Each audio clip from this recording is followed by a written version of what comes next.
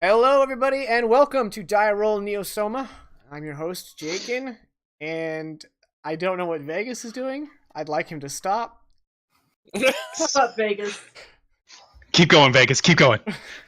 Hey, no usurping. All right, welcome back, everybody. We got everybody here, and the player behind Chuck now has a camera once again, so that's good, Yay!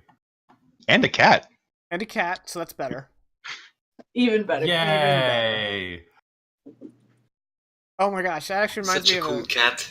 we had a cat in the backyard, and my 3-year-old was watching it, and then it ran away, and he turns to my wife, and he goes, I want a cat. I want a kitty. And she says, you can't have a kitty. I want a kitty now. So, daily dose of 3-year-old logic. Hey, Iso, what's up? How's it going? All right, so, we're not live last week.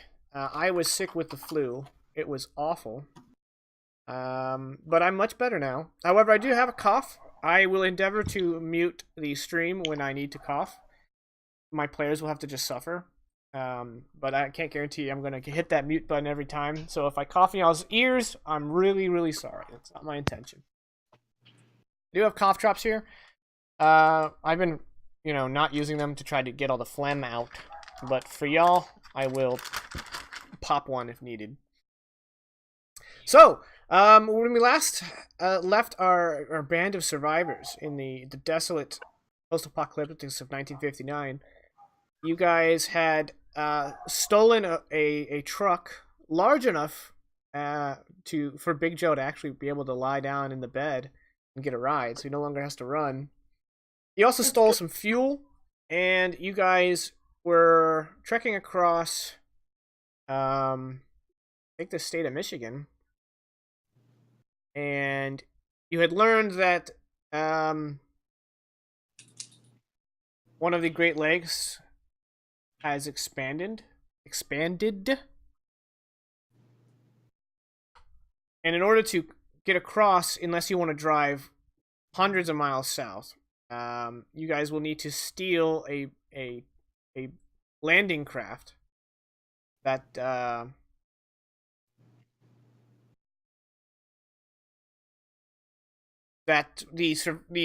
member of the Mount Detroit gang of miners and riffraff, the one that you guys got to join your side, he told you that he knows where it is. You guys will have to sail across Lake Michigan, which has consumed the entire state of Indiana. And he has warned you that the city of Chicago is controlled by the Dutuoa. The Dutuoa is a hard word to say. And there'd be a good time to kind of exposit a little bit. They are the primary foot soldier of the otherworld beings that came across, that started the apocalypse. Chicago's under their control, and they patrol Lake Michigan, presumably in some kind of watercraft. So, I'm going to start today off with you guys having already found the landing craft. It was concealed behind some kind of barriers built around it that are covered in foliage and made to look like a group of bushes up against the water. But it's actually a dock. And inside this dock is one of these large, flat-bedded transport boats. In World War II, they Barge. yeah, and it is made of like steel, and in World War II they used them to move tanks to do amphibious landing with tanks. They'd drive it up the coast, drop the ramp, and the tanks would drive up. Yeah, I forgot to look it up, but that's what they do. Everyone knows what it is. We've all seen Saving Private Ryan. All right, moving on. So you guys will need to cross Lake Michigan. You did lose one vehicle, so it's likely that you can fit your remaining 3. You lost the sedan. Nature kind of took it away. But didn't we also gain a Jeep? That's true. You're right. Yep. A jeep and a Yeah, truck. I think one of these could fit 4 vehicles. Sure. The truck is just kind of large, and the trailer is kind of large, so I'm actually gonna have to say probably not. So you guys are gonna have to make 2 trips across Lake Michigan. Oh, and on the game screen, actually, I haven't moved you guys over to. Chuck, since you're finally back with us, you still have your extra fate token from when you ended that one session with 4. So Oh, there you go. That's why you have 4. Everyone else has 3. I have 5. All right, are we all on board? We know what's going on. That was a rocky start. We good? Yep. So we're just gonna steal Higgins' boat, right? Higgins' boat. Look at y'all. yeah, we looked it up. Look at that Yep. with the Google. I was like, I've visited a museum with one before. How do I not remember the name? Awesome. Visit museums, kids. You'll be smart. No, you won't. We did it. We did it. We got there, boys. We did the research. The gang does the research. Years of college BS have prepared me for this. Cool. So yeah, there are no guards. Isn't this boat supposed to be someone else's property, like Yeah, the but mountain gang? it's hidden. Yeah, it belongs to someone, but we broke into the garage. Yeah. So they don't have a standing guard on duty. They just trust that the camouflage that you guys find was really quite deceptive. If it weren't for the fact that this guy knew exactly where it was, it would have been hard to find on your own.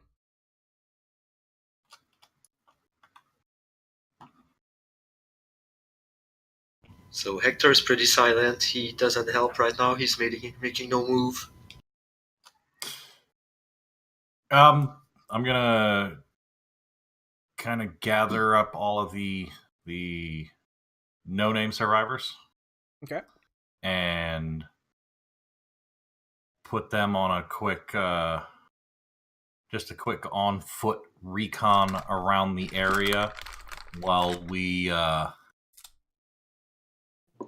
finalize examination and preparation for launch, and then gather up the named survivors and be like, all right, kids,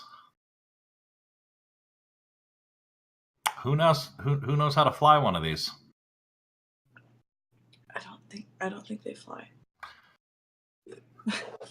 That's just Chuck, you're not me, You're Chief. you're adorable. That's his book smarts. Yeah, so Chuck will be in the back of the boat.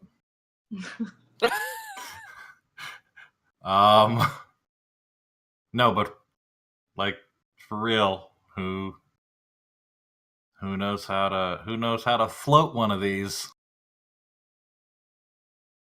Well, I mean, I can drive a car. I'm not sure if these would behave the same way a car. I mean, yeah, I can drive. I don't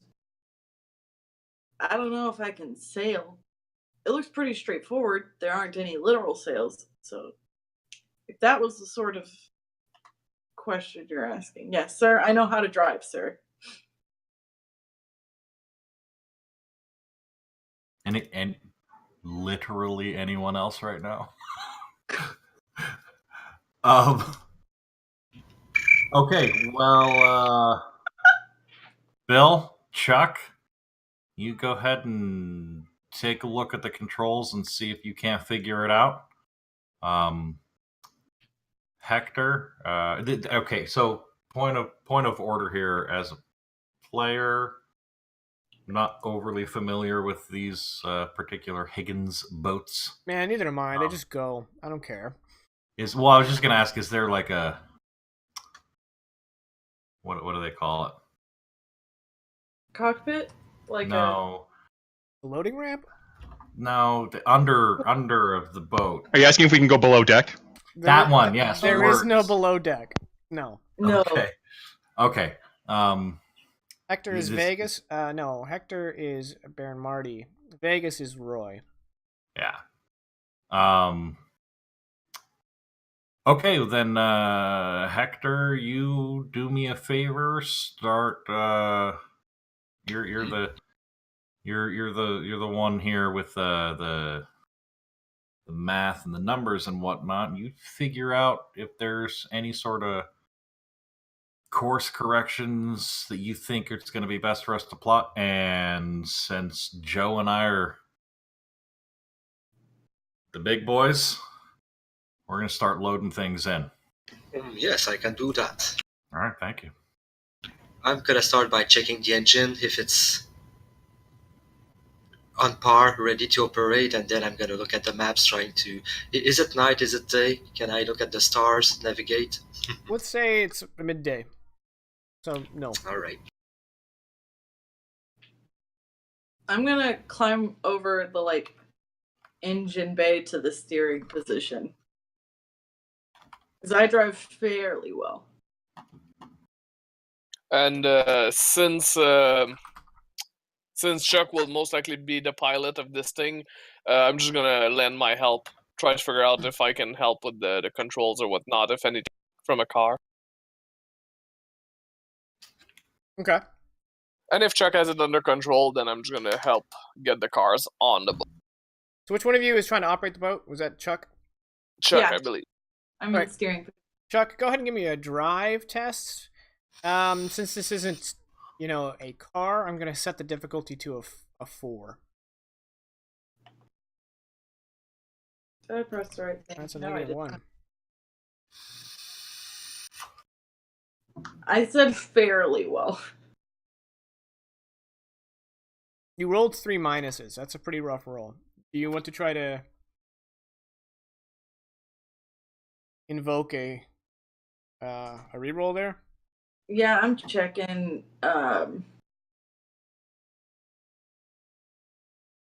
Do I just spend a point to reroll? You have to declare which aspect you are using and how it relates to what you're doing. Don't forget about the game aspects. The what? The game aspects in gray. We can use those Yeah. as much as a GM. Which reminds me, I mean, need to put down a scene aspect. Scene aspect I'm going to put down is called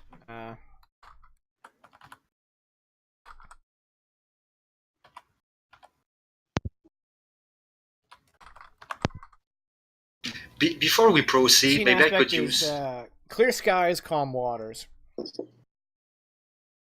And maybe before we go, I could make a craft roll to try and create an advantage. Like boat is... I'm gonna make sure the boat is gonna operate at 110%. You want to shore it up? Yeah.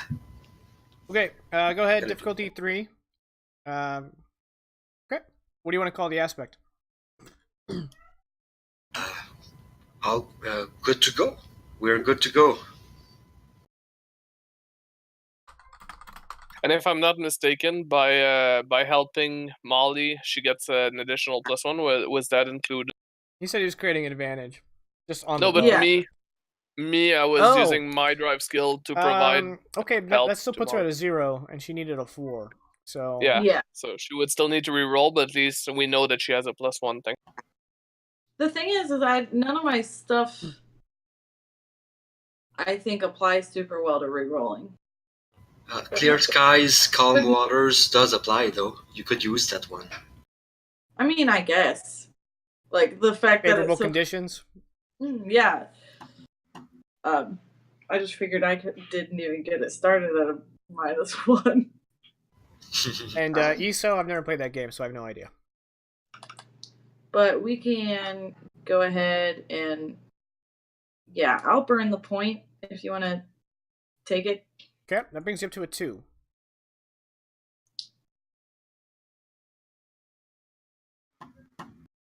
All right. Thought she was gonna re-roll. Yeah. Yeah. Proceed.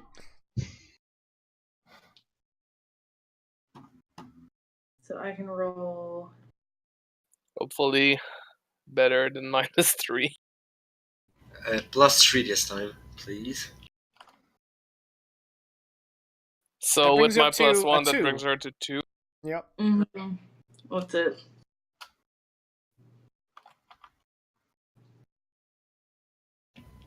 She could use good to go, right? That's an advantage I created for the group. Yeah, you can use good to go. Oh. But it still costs her a fate point. No, you guys that have one free invoke. Hector can pass that on Cool. to her. Oh, okay. Yeah. I'm gonna do that. If I do that, will it bring me up Bring enough it to 4, do it? which is a Yep. tie, Oh shit! Oh, that's right. which means you guys can succeed at a minor cost. Worth it. Okay. Better succeed than fail. Right. Mm-hmm. You get it going, but you realize that it's low on gas, and you have to dip into your own reserve in order to fuel it. Luckily, for some reason unbeknownst to all of us, everyone uses the same kind of petroleum, and we don't need to worry about diesel. Shut up. Iso, I don't think from the bunker. Oh, the guy who was on fire. You have no idea. That was just a little tidbit. That'll come up later. Iso, no spoilers.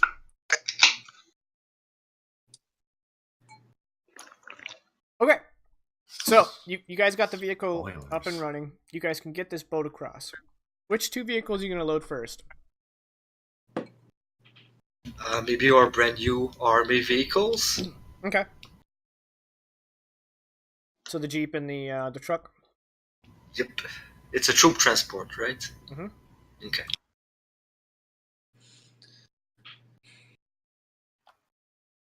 And then we're gonna go for the sedan and no, the sedan's lost. The pickup and the other one. Who is crossing with the first 2 vehicles? Well, I said I would help with driving the vehicles aboard, so I guess I would be one of the drivers. Hector is busy elsewhere, so I'm not gonna interrupt. We're able to get these vehicles, and how many of the people? You could probably get all of your 11 extra survivors on board one trip. Okay. Unless Joe opposes it, I think everyone but Roy and Joe should go on this one, and we'll stay back with the remaining stuff to guard it, because A, we're probably the best equipped to guard it, and B, I would rather everyone else make it okay, and if anyone has to get left behind, it's going to be the 2 of us. Okay. I realize I'm being self-sacrificing and Joe sacrificing at the same time, so And this is voluntold, why yeah. this is why I said unless Joe objects. If Joe objects, I'll stay back with him on my own. Nope. Joe will just look towards Roy and say, yes, sir.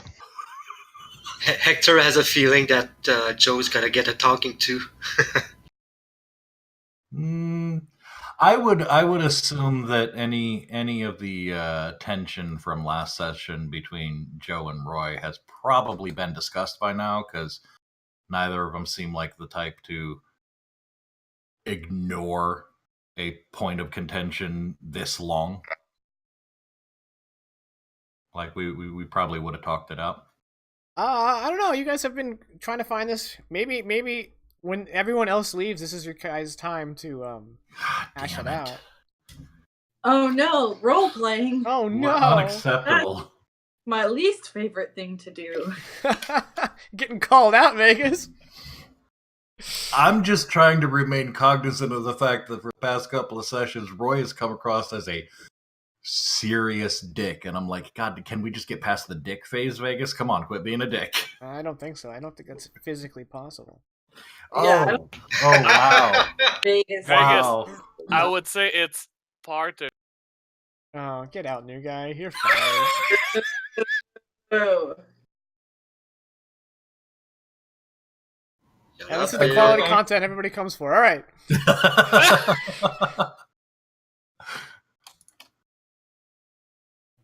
That out of the way. Let's drive these boys across, and while that's getting started, Roy and Big Joe are gonna have a heart-to-heart. Sounds good to me. All right. So, Hector, Bill, and Chuck. Chuck, you're piloting the craft, the Higgins boat. Roughly. Hector, Bill, what are you two doing? After piloting the vehicles on top of the barge, I guess I would stand on the side and just like look in the distance, making sure that we're staying the course. There's no issue, especially in a world where like roots come out of the ground. He's also afraid of the dark under the boat. In a world. Well, Hector, with his watch and the relative position of the sun, is gonna get our bearings. He's gonna try to. He doesn't know the lake, but he's gonna look at maps and try also to like kind of triangulate our position and make sure we take the straightest path. Okay, do you want to try to create an advantage? I could, yeah. Go ahead and use lore. I was scared you would say that. And I'm going to say difficulty 3. Difficulty 3. I would be surprised. I would be surprised. Actually, this is kind of like an open water. I'm going to say difficulty 2, actually. There's The not a real lot of things difficulty you need to from the navigate. fact that this isn't like a map of the lake isn't super helpful so much as a map of the tri-state area. Okay, you met it, so you can get a boost. Okay. No, that's an attack. It's been a while, guys. One sec. You're trying to create an advantage.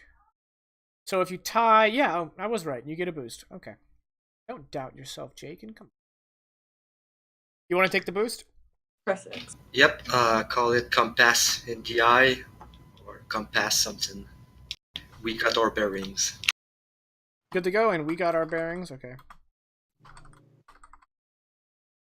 Works for me. And Bill, you said you were on the lookout. Do you also want to try to create an advantage using notice? Actually, go ahead and give me a notice overcome. No, I want to create an advantage. No, I want you to overcome. All right, I was gonna say it was a 2, so you succeeded with 2 shifts. Nice. All right. According to Hector, you are roughly halfway across the lake when suddenly you spot 2 boats coming at you at a perpendicular route. From the looks of it, they're coming to intercept you. I choose to disbelieve. No, I turn to the rest of the crew, but like not the civilians, but like I'm signal Hector and I signal Chuck and I point toward. Do we have Real any subtle. binoculars or anything? Can we see what's on the boat? Any markings? I don't think you guys have anything like that. You don't. Yeah. I don't. Yeah, you moved it out of the way for whiskey. Can we see markings on the boat? People with weapons, waving weapons in the air, or anything like that? They're gonna board us. Go ahead and looks give me like. you can give me a notice, difficulty 3, to try to identify any signifiers. That's a negative 2. I can't see anything.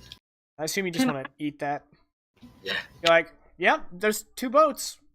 They look so they look like they're trying to intercept us, right? Mm-hmm. Are they coming from like an angle, like a right angle, or Perpendicular route. They're Yeah, going yeah. And it looks like the side. they're not like this right now. They're more like this because they are trying. they're to cut you pointing off. to? Yeah, Okay.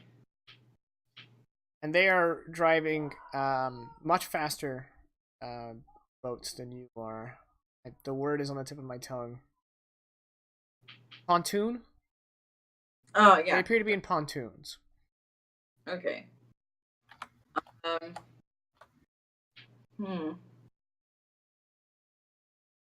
Honestly, gonna a paddle boat might be faster than your craft. So Yeah. I'm gonna keep us on route then, because Okay. if we're obviously slower than them, there's no reason to try and like run Yeah, away. they're- Once. Go ahead. We can't do anything, so seeing that Hector's gonna get his firearm ready, he's gonna take position, he's gonna wait and see.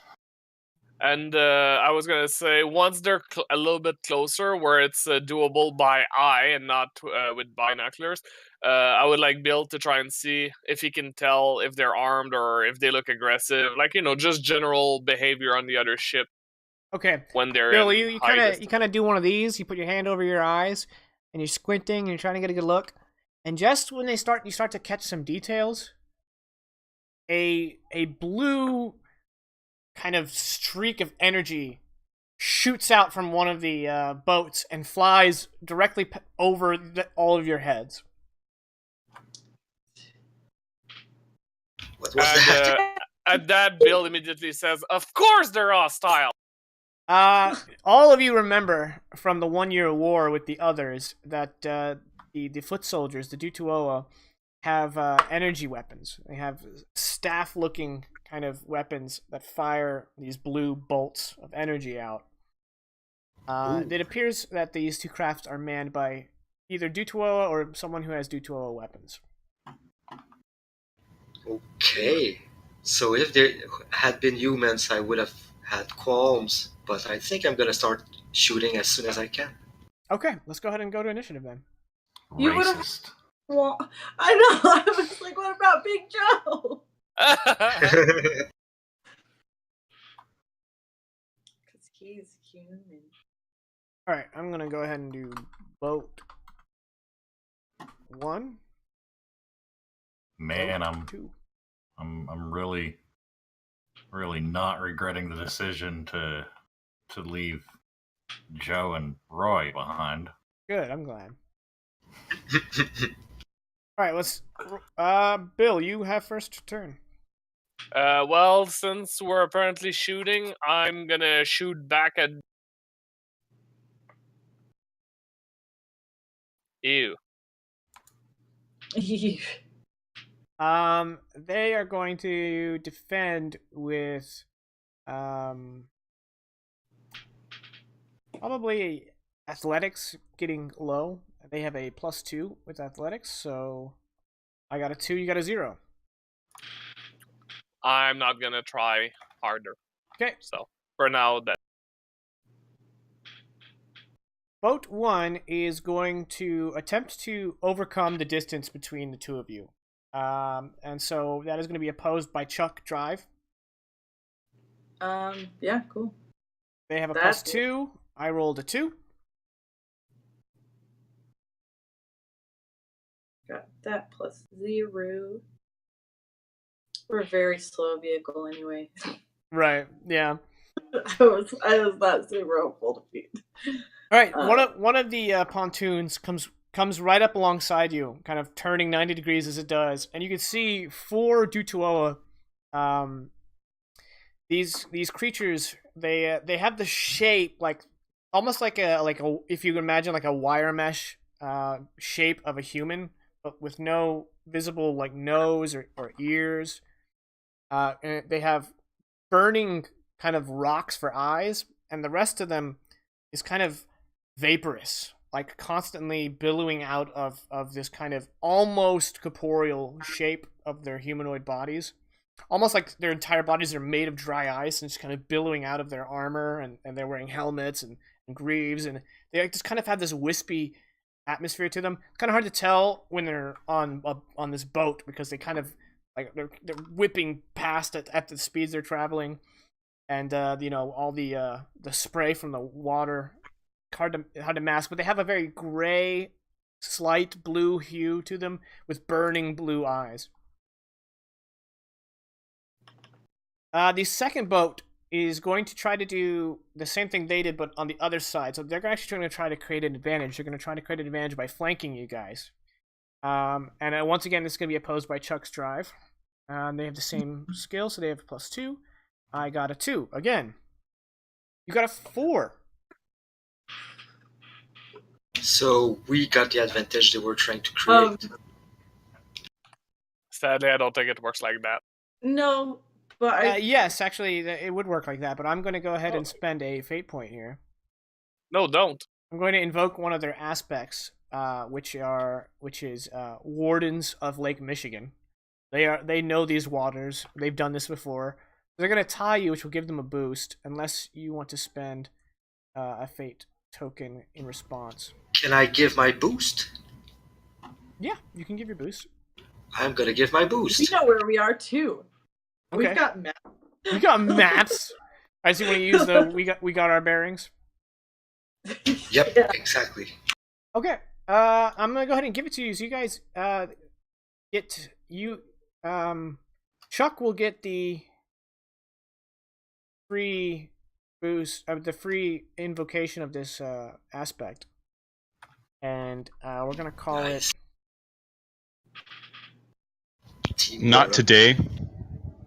no, I want it to be more about the positioning of the bow. It's basically they're trying to come around you and they misjudge and they kind of clipped you. So Swing and a miss. Go the distance. Swim and a miss. Big Higgins. Your boat is big and large, and they kind of clipped it. And It's not a boat, it's a clipper, you idiot. Hector, you're up. Ignoring that. That's usually Okay. what we do. in Vegas. I'm gonna shoot. Are they considered in the same zone? I think not, right?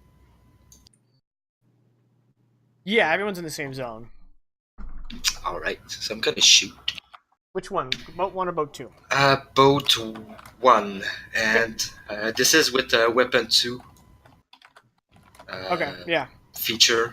They're gonna use athletics again to try to get low. Okay. You're beating them by 4, which means you will beat them by 6. Okay. I guess I shot straight into the engine. That's how you want to do it? I mean, like, you just took out this whole boat, so how do you want to do it? Yeah, you destroy the engine in the back, and they just kind of start taking water and putter to a complete stop. And before I finish, I turn to Bill and Chuck and the others. I'm like, we need to get our hands on those weapons. I want to take a look at them. The next boat, we don't. We get one. We get the next boat. Green Bay, like, I'd rather survive first. Bill Hector is answers, kind "I of got confident problems." right now. All right, Chuck, you're up. Cool. So one boat is sputtering out. We're keeping course. The other boat has come up, like, beside us. That boat just got sunk by a spray of machine gun fire. Okay, and so the other one is still up and running. Yes, trailing behind you a little ways. It's trailing behind us? Because it ran into you guys. Yeah, Okay. yeah. Unceremoniously. We're at the back half of the boat. That changes it a little bit, but not much. How far away is it behind us? It's in the same zone as you. Okay. Hypothetically, if I were to stand on the back hatch and jump, would I land on the other boat? Wow. Hypothetically, yes, it would be difficult. With some maneuvering from Bill, maybe? Because we need somebody to drive. Slowing us down just a little bit. Yeah, it's Like, doable. being like, Bill, get the wheel! And jumping up. Kick Partially ass. because I want Hold my beer. it's very much like, what would Roy do? Roy would help. Gonna go help. Yay. So I wanna like start us getting slow, and I'm gonna jump to the other boat. Okay. So then we might have 2 boats. Nice. Why not? That's kind of what I asked for. That is going to be The math checks out. That's going to be an overcome athletics versus difficulty 3. Oof, okay. Hey, you tied it. What would the minor consequence be if she failed? Giving them an advantage?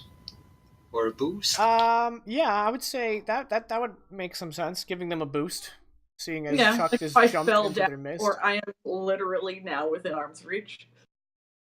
Yeah, I'm gonna go ahead and give them a boost. Unless you wanted to spend a fate to bump that up by 2. I mean, I was going to spend a fate invoking 44 on high. Like, I'm very much like, I'm gonna be a Roy! If she succeeds, can she then attack? No, she just won't. Okay. She won't give them a chance to shoot the crap out of her. Yeah. Okay, yeah, that'll work. So spend the fate token. 44 on high. Alright, so you land without giving yourself into too much of a sticky situation, and that's gonna make it Bill's turn. Well, I was told to take up the boat. So I guess I jump on the wheel. Okay. And I'll try to keep us. Oh. Yeah. Are we trying to get away or not? Not really. Can he steal you? We don't want to leave Chuck behind. Right. So that's not fast enough to get away. That's true too. Yeah. So you want to try to overcome with drive to keep you guys close enough to the other. Yeah, I guess. All right, that'll just be difficulty 1. It's not gonna be that hard. There you go. 2. You nailed it. Perfect. Okay. Boat 2. These kind of spears. I mean, these spears they have. The top is like a little crystal, which emits the energy blast. Underneath it is kind of a built-in bayonet, and they have these staves have the color of, they're kind of brass colored. Well, anyway, they're going to turn on Chuck and try to give him the old razzle dazzle. They have a +4 to fight. Ugh. And they're going to just try to stab you a little bit, give you a little shanky. I rolled a 5. Nice. So how do you want to defend? With fight? I don't have fight. Okay. I have physique and athletics. Athletics, I don't know how much that would help you in this situation. You could use physique to just kind of be like, hit me. And I have provoke, which is really good for making people upset. Not good at not getting hit. So physique, or you can take the 0 on fight. I'll do physique. It's +1. Okay. So you're basically letting him hit you, but you're hoping that they don't do a lot of damage. I'm hoping that I'm a tough boy. Okay. I'm not that tough. You got a 2, so they're beating you by 3. Yeah.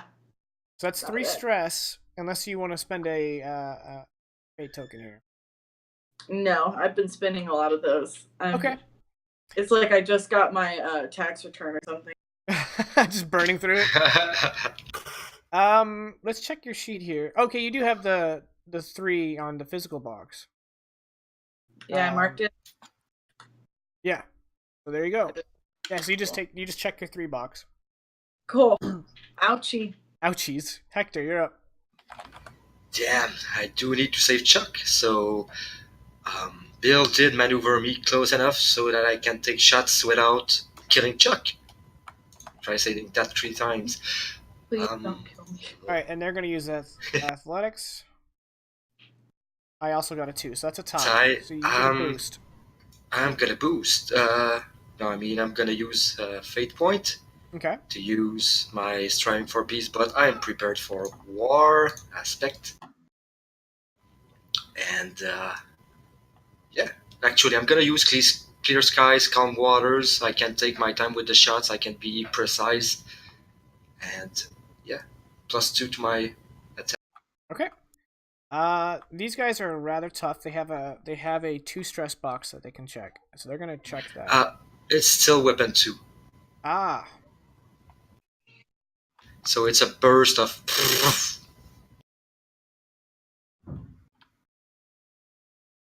Alright, I'm going to invoke their second aspect. Oh, actually, no, they don't have a second aspect. I'm just going to invoke their their aspect lords of Lake Michigan to kind of they're accustomed to naval skirmishes such as these. So they're going to give themselves a +2, which means they'll still take 2 stress. Check that 2 stress box, but you won't take any. Could I invoke Big Higgins since we're positioned well, or was that a party invoke or only for Bill? Well, because I want to kill them. I don't know if Big Higgins would work because you're not using the boats in any tangible way other than using it as the feet beneath your the floor beneath your feet. Well, it's maybe that they're destabilized by hitting the Big Higgins, so my shot is more efficient. I don't know. I'm just like extrapolating and exaggerating. Well, you could always use loaded for bear. I would like to not spend one more fate point on that, but no, loaded for bear is a free invocation. Ugh, I don't want to waste it. I mean, it's two stress gonna be good enough right now. Okay, so you want to damage the 2 stress? Yeah, maybe Chuck can do more stress, and it's gonna be enough. Hopefully. All right, Chuck, you're up. Cool. Problem is, I don't do much physical stress. I'm more of a mental stress kind of person across the board my whole life. You're the one who jumped into the boat. Do something. You know what? You could have tried jumping into the boat. I'm a shooter. Someone had to do something. All I'm hearing is excuses from Ek. Is there? Yeah. Wow. Yes, Wow. Higgins right now is ahead of the other boat. Yeah, but is there a blunt object? Not readily Other than available. the ones they're holding. Other than the ones they're holding, no. You could also, if you have nothing to do, you could do a full defense. Just being like, no, please. No, I don't want to do that. They have an engine on their ship, which means that engine can be broken. Okay. We can make them sitting ducks, as it were. For Hector, the long shot. So you want to try to do a trade an advantage? Yeah, I want to like break the engine. Okay, I'm gonna say that's a crafts check. Oh, I do not have crafts. Okay. And I'm just gonna say out of character. If you break the engine, you're alone with 4 Duotua on an engineless boat. That doesn't change. I still need to shoot them, you know? I know you still need to shoot them. I was hoping to create an advantage where it would be very easy to shoot them. Okay, yeah. The difficulty is going to be opposed. They're going to try to stop you from breaking that, and they're going to use probably like fight. I just want to kick it real hard. Yeah, so you're gonna try to bludgeon past them, and then just drop kick it basically, and they're gonna use fight to intervene. They do have a +5 fight, so you want to go. So ahead I would argue that trying to just kick an engine is more athletics than craft. I'll let you do athletics. I'm not being very smart. I'll let you do athletics. Okay. You got a 2. I have a plus. How much did I say? 5? Yeah. Oh, I got a 3.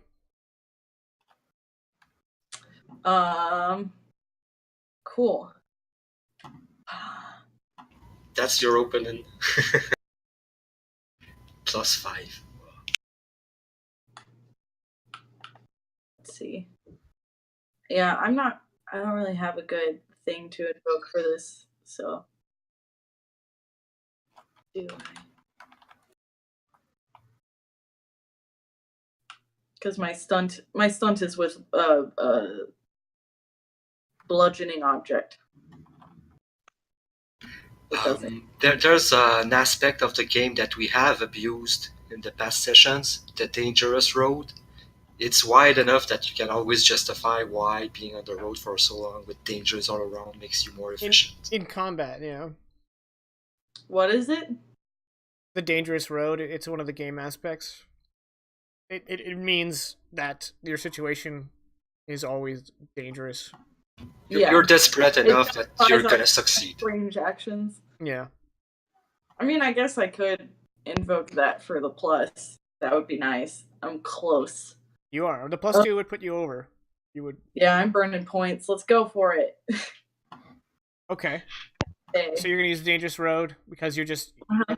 you're just nail biting adrenaline and you're bludgeoning forward to try to break it. Okay.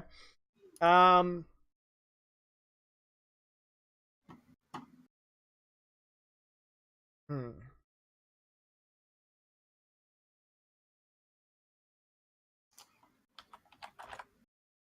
All right. Get the advantage. What do you want to call it?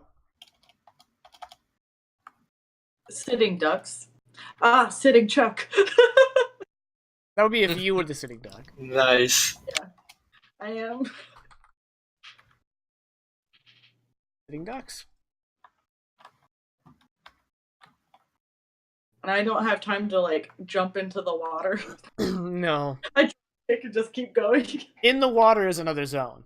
Actually, you could do that because you can move. You can move zones as one. You can move one zone as a free action, so you can break the engine and dive into the water. Yeah, that's what I'm doing. Chuck is now in the water zone. Nice. They have electricity weapon, I hope. I hope you're gonna fare well. Bill, you're up. Well, since the boat has stopped following, we still need to pick up at least Chuck before we do anything else. So I'm not gonna shoot yet. What I'm gonna do is I'm gonna try to maneuver to get back to Chuck, Okay. so we can pick him up. Is that fine?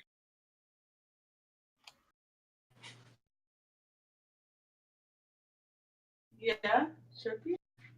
Yeah, we'll make it an overcome with drive.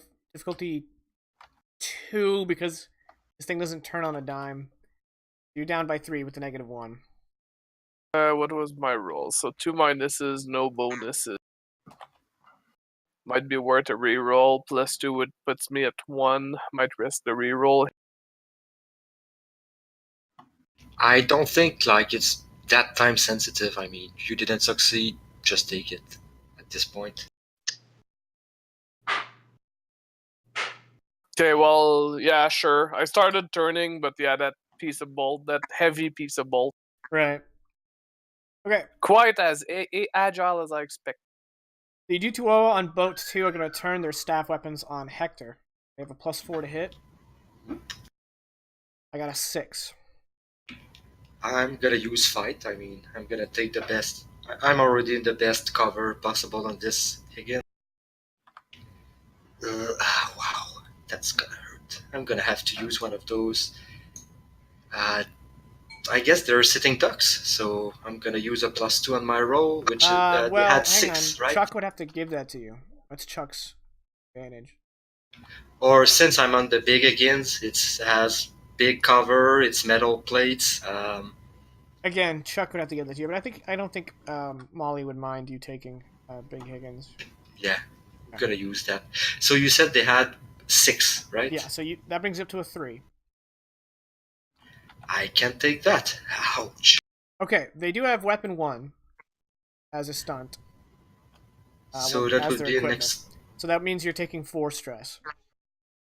Oh. Ooh. Hmm. Chuck, he wanted to use Big Higgins. I assume you're okay with that. Yeah. I'm gonna use one more fate point.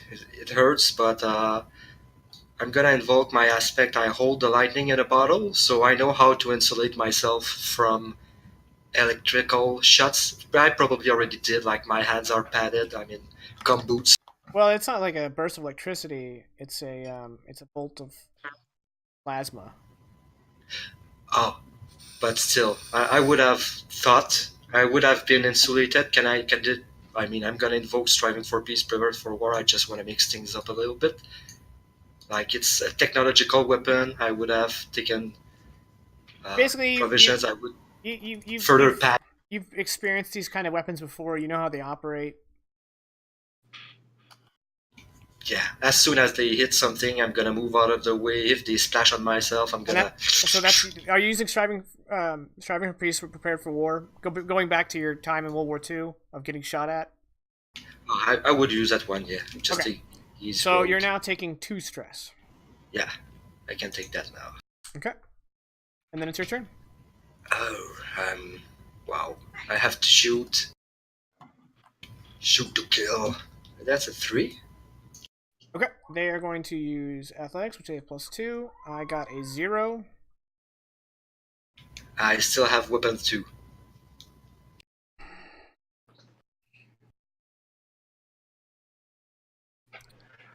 Okay. They're dead. Good job. Ah, nice. Chuck, get on that boat. We're gonna bring it with us. Are you okay? In disorder. Kind of broken. Kind of just knocked it off. You did Oh, I could repair it though. break the engine. Okay, never mind. We're gonna take the weapons, any piece of equipment from the Duotua that I'm gonna want to take a look at, and we skedaddle out of there. Okay. So you guys grab all the weapons, and then you continue on your way. And that's gonna be a scene transition to Roy and Big Joe.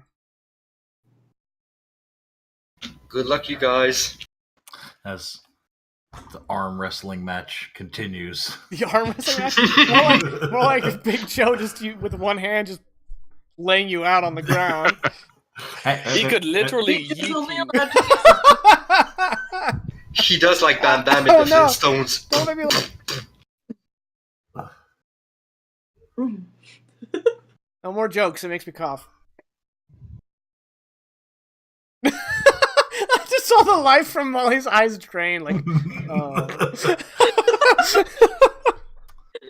I was like, no more jokes. so Why'd you give us? Hang on.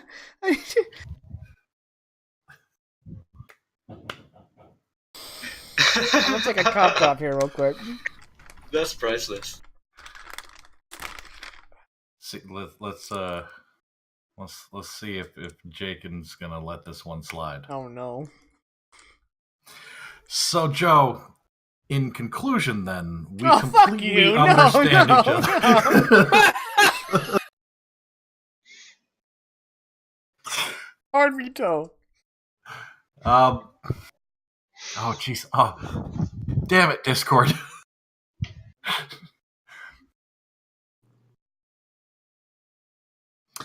So, you understand why I'm kind of peeved with you, right, big guy? I must say I am not exactly certain as to why you are mad at me, Roy, but I do have some questions about everything that has transpired in the last couple of days. Well, we got time. Start shooting. Well, the first one is just why. I understand that I am a rather big and somewhat encumbersome. So I have to ask why it is I keep being asked to do things that are maybe not to my, how you say, forte, such as the sneaking around. I understand they saw me because I'm kind of big, Uh-huh. but I'm trying my best here to do everything I think y'all want. Mm-hmm, mm-hmm. And it just seems no matter what I do, things keep on going awry. So, with the sneaking, with the being seen, I'm not upset at you for that. no one's upset at you for that. Like that was quite frankly to be expected. And to be completely blunt with you, sneaking in wasn't gonna work from the get-go, and I kind of tried to tell everyone that, and they just weren't listening. So no skin off my back on that one. Like you and I we're square on that one. Not upset there. As for being put into a position, being asked to do things that are a little out of your wheelhouse, a little bit of a challenge for you. Man up. That's racist, but okay. Bold of you to assume I'm man. That's we're all. This isn't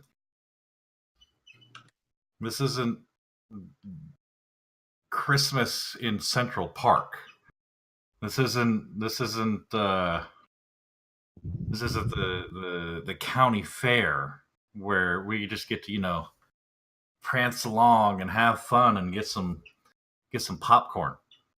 We're all out here doing what we can to survive and doing what we can to get ourselves into a better situation where we're not gonna have to keep running from trees that eat people. Like I get where you're coming from. I do. I'm doing things every day that I never thought I'd be doing in my entire life, but I'm doing them. That's not. I'm not saying you, Joe, singularly, are not up to snuff and you need to do better because we're all being challenged. No, I'm saying we all need to do better because we're all being challenged. People are looking for you to mess up. Just honestly, all of us are expecting you to mess up, are expecting you to cause the problems because you represent what we're running from. I get that we are not running from you. And you are doing everything within your power to make everything better.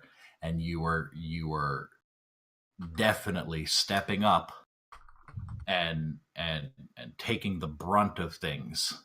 And for that, man, I commend you.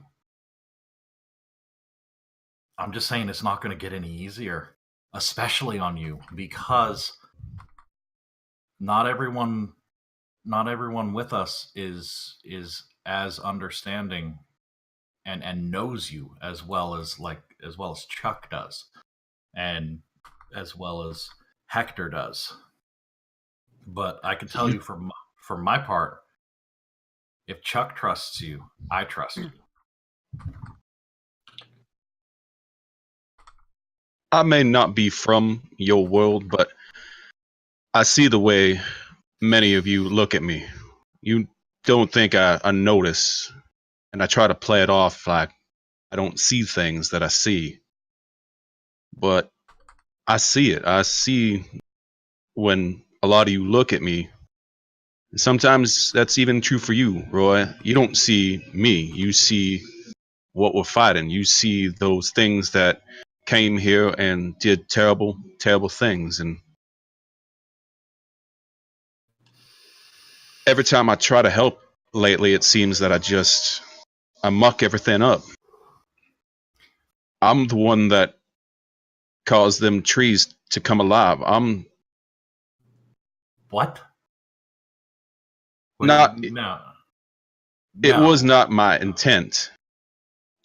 But it seems whenever I use my gifts, it's as if the nature decides, nuh-uh, you can't do that, so we're here to We're here to make things right and put in a position where if I don't use my gifts, then you die or gonna get hurt or captured or who knows what. But if I do, then these things are gonna come alive and do what I'm trying to prevent. You're so pretty. You're so very pretty, Joe. That took an odd turn. Yeah. No. A sudden relationship between the Romance starts. No, that's look. How many times have we run into nature picking itself up and throwing itself at us when you didn't do anything to cause it, quote unquote? How many times have you used your gifts and nature hasn't picked itself up and thrown itself at us? This oh man, I wish Chuck was here. Causation does not equate to causality or something. I don't know, some highfalutin school thing that he's always spouting. The two aren't connected. You gotta get out of your head, man. You can't be thinking that. You cannot be thinking that, because that's not what's happening. And even if it is what's happening, you need to get out of your head, because we've all got our gifts. We've all got the things that we bring to the table. And if you're thinking that what you're bringing to the table is something that no one else is going to want to eat, then you're just going to stop bringing things to the table and we all starve. I am really bad with metaphors. Really? That actually makes a lot of sense to me. I quit. Shut up, Bill. Finally, the evil. That was so good. I understand what you're saying. I'm just trying to figure out why in this last time I was just trying to save you. We got what we wanted. We were trying to get out of there, but you were like a man possessed by. I haven't seen that look in a long time. I haven't seen that look since I left my tribe and my father. Uh-oh. The issues.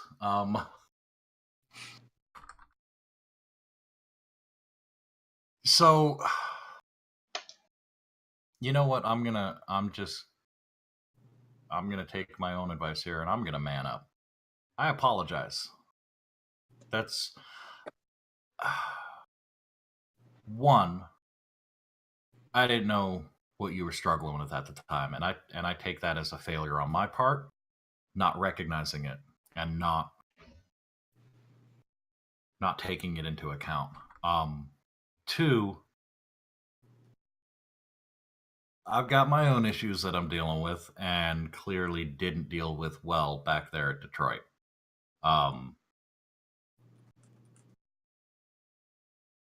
Let's chalk that up to I screwed up, which snowballed into a lot of other minor screw-ups that I'm going to take responsibility for, regardless of who actually did the thing, whatever that thing may be. So I'm going to take responsibility there, and I hope that you will accept my apology on that. I do. I don't like any of this animosity, I think the word is, that is fostered between us, and I just want to put things to bed. Is that how they say it? Yes, that's actually you nailed it. Like kudos, man. You nailed that one. So here, how about this? I'll lay out some terms, and you can either agree with them, we can negotiate them, and we'll put this to bed. Here's my terms. I'm going to be far more cognizant to not intentionally be putting you into positions where I'm relying on my preconceived notions of you rather than who Joe is and what Joe does. And in exchange for that, you're going to come to me with these things when you need to talk something out and I need to know, because I need to know. You're going to come to me, and in the heat of the moment, in a dire situation like we were at Detroit, you trust in my leadership in the moment, and then call me on my crap the minute we're out of the situation where lives are at stake. Is that fair? Even if it potentially could lead to you getting harmed, such as staying in that garage would have potentially led to? I'm going to say yes. Because, and I know this is going to go against you. This is now me asking you to do something not within your nature, like I just said I'm not going to do. Do as I say, not as I do. That part. No, there's a pecking order. I'm a former military man myself. Hector, were he here, he could confirm this. But essentially, you don't break chain of command until the bullets stop flying. And then you punch chain of command in the throat and call them on their crap. But in that moment, you gotta, if anyone steps out of line and breaks that chain of command, everything goes to hell.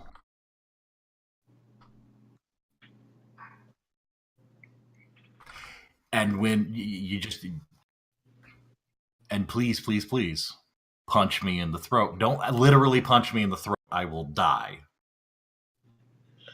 That does seem counterintuitive. When the bullets quit flying, even if it's necessary to do so in front of everyone else, you call me on my crap. And either I have a good explanation for it and we work it out then and there, or I am held accountable for my poor decisions and I either start making better decisions, or as a group, we find someone else to start making those decisions. And if that's what we decide, I'm all for it.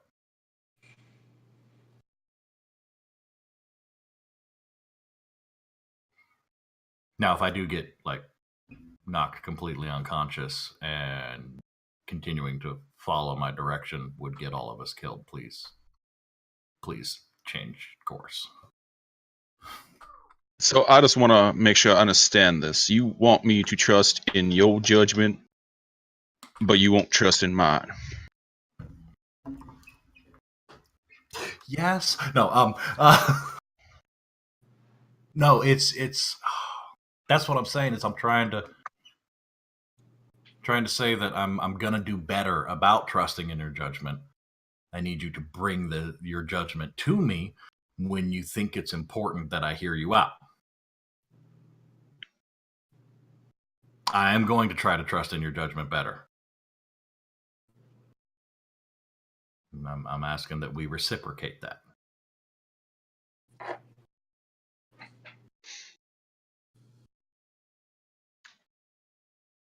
I will certainly try my best, but if I cannot promise that if I see you doing something that I see as reckless, that I won't make my own judgments on the spot.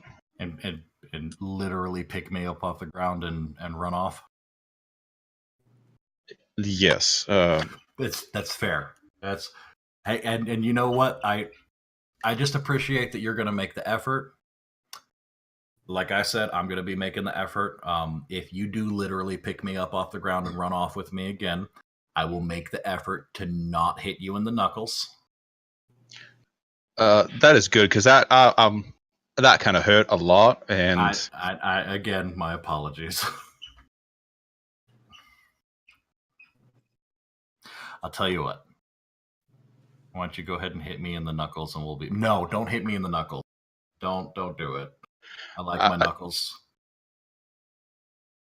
I don't understand how that would solve our situation or improve it any better, but I just would like to not do that. If that is there an ending to this? It's an option. It's absolutely a viable course of action that you don't hit me in the knuckles. If that's what you want.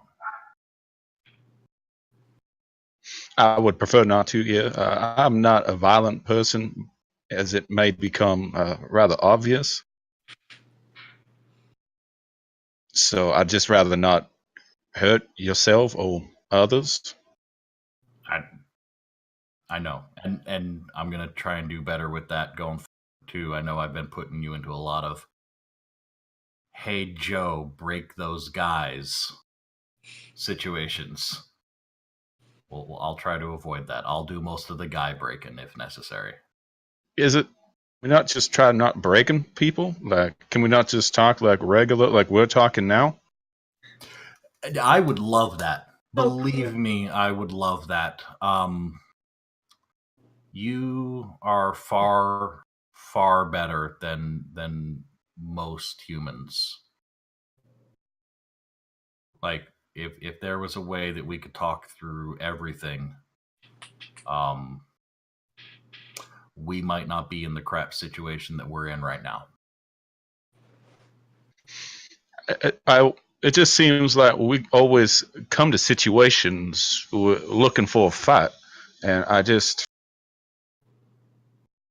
don't understand why. I'm not going into every situation looking for a fight. I'm going into every situation looking to get us what we need without a fight. But I am also a realist in that because you are far better than most humans, and I recognize that, I know that a lot of times we're going to run into people that we're not going to be able to talk to. We're going to try.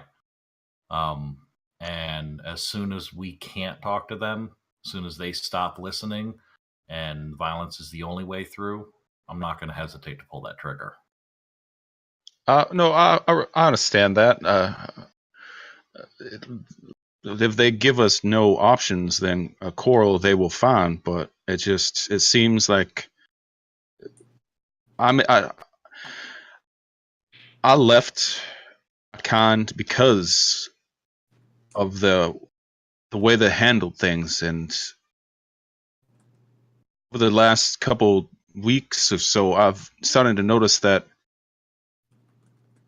we're turning into what I left, and I don't want that. That's fair. That's fair.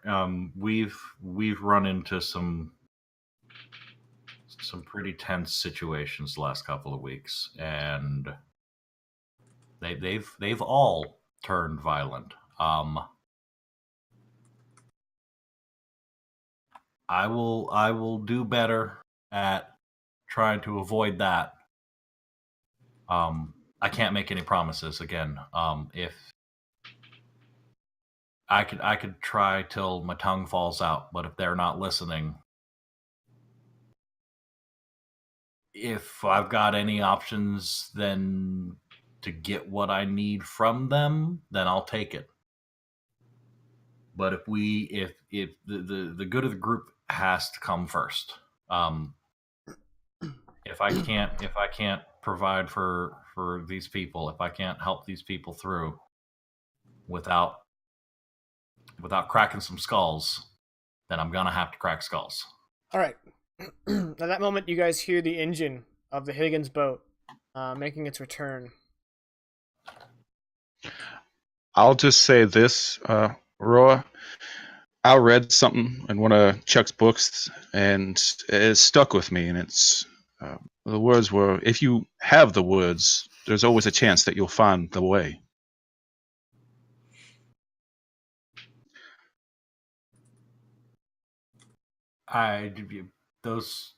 Yeah. We'll talk about that more later, but we're talking about Chuck's books. They are quite nice, and you're right. We should kind of get ready to load everything on this boat. I mean, now let's not let them seeing us sitting here crying things out, holding each other. We got a reputation to. I'm kidding. You're all right. I picture us do the intro to Predator, where they just lock arms and flex. All right. The two of you are suddenly assailed by the smell of sulfur. Sulfur? Sulfur. My bad. Yeah. That song doesn't exist in the 50s. Just to be clear, that was not me. God damn it.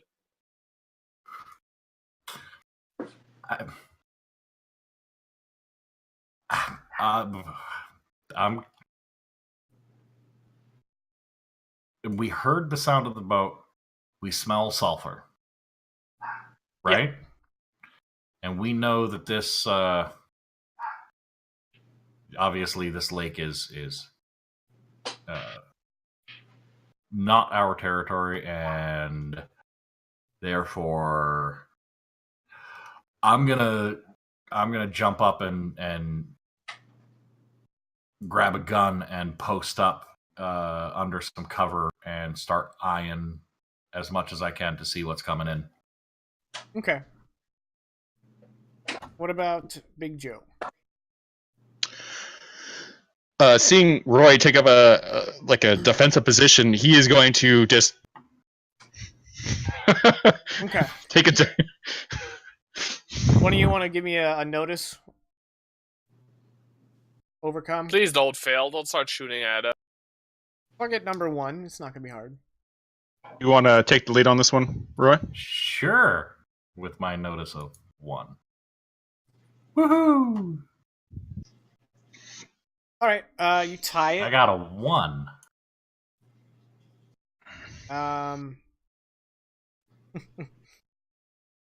As you kind of take position and start looking around, you look over to the station wagon, and you see this figure.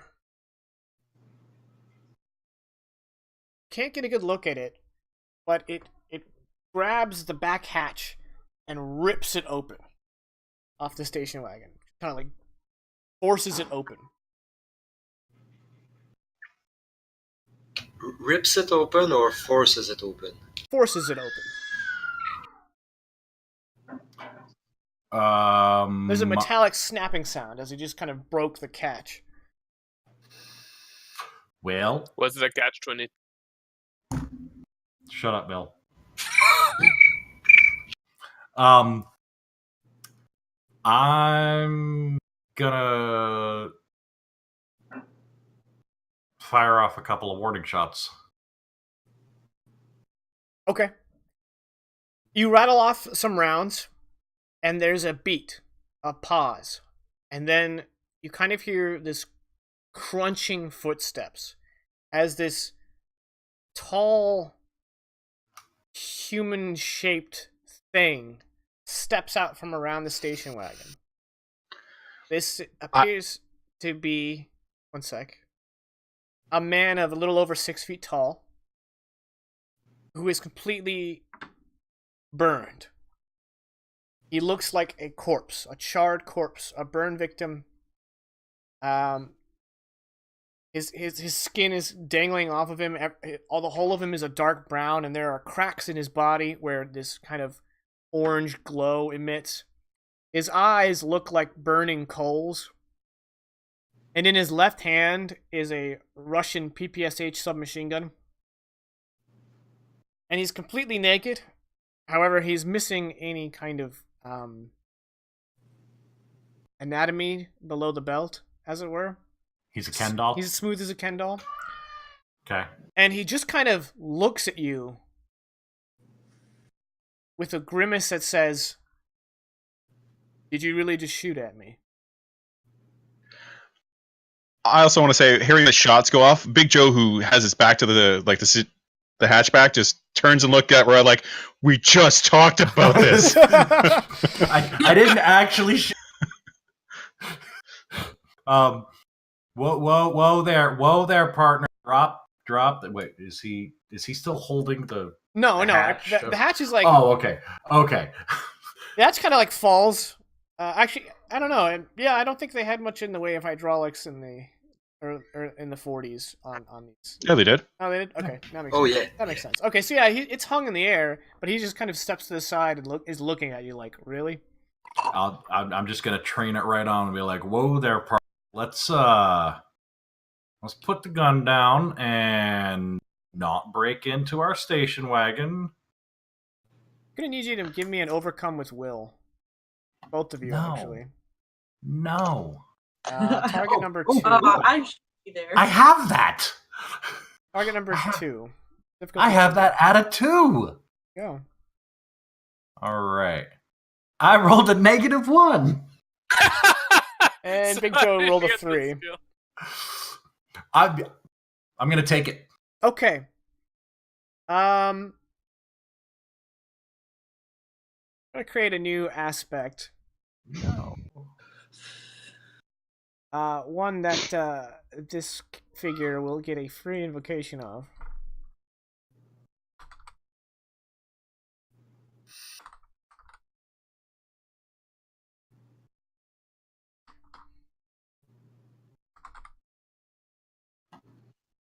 Roy, afraid. Oh, damn it. You've seen a lot of stuff. You were in the Second World War. You fought sporadically throughout the 1-year war with the others. But this thing, this person, nah, you ain't about that. I've literally punched Nazis, and this scares me. Yeah. All right. Nazis were human.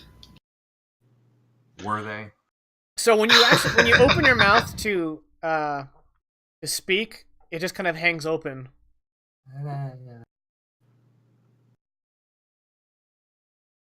Joe is going to jump in and take charge. Excuse me, strange sir. What is it exactly you are doing here? He mutters something that Roy recognizes as sounding Slavic, probably Russian. Son of bitch lawyer.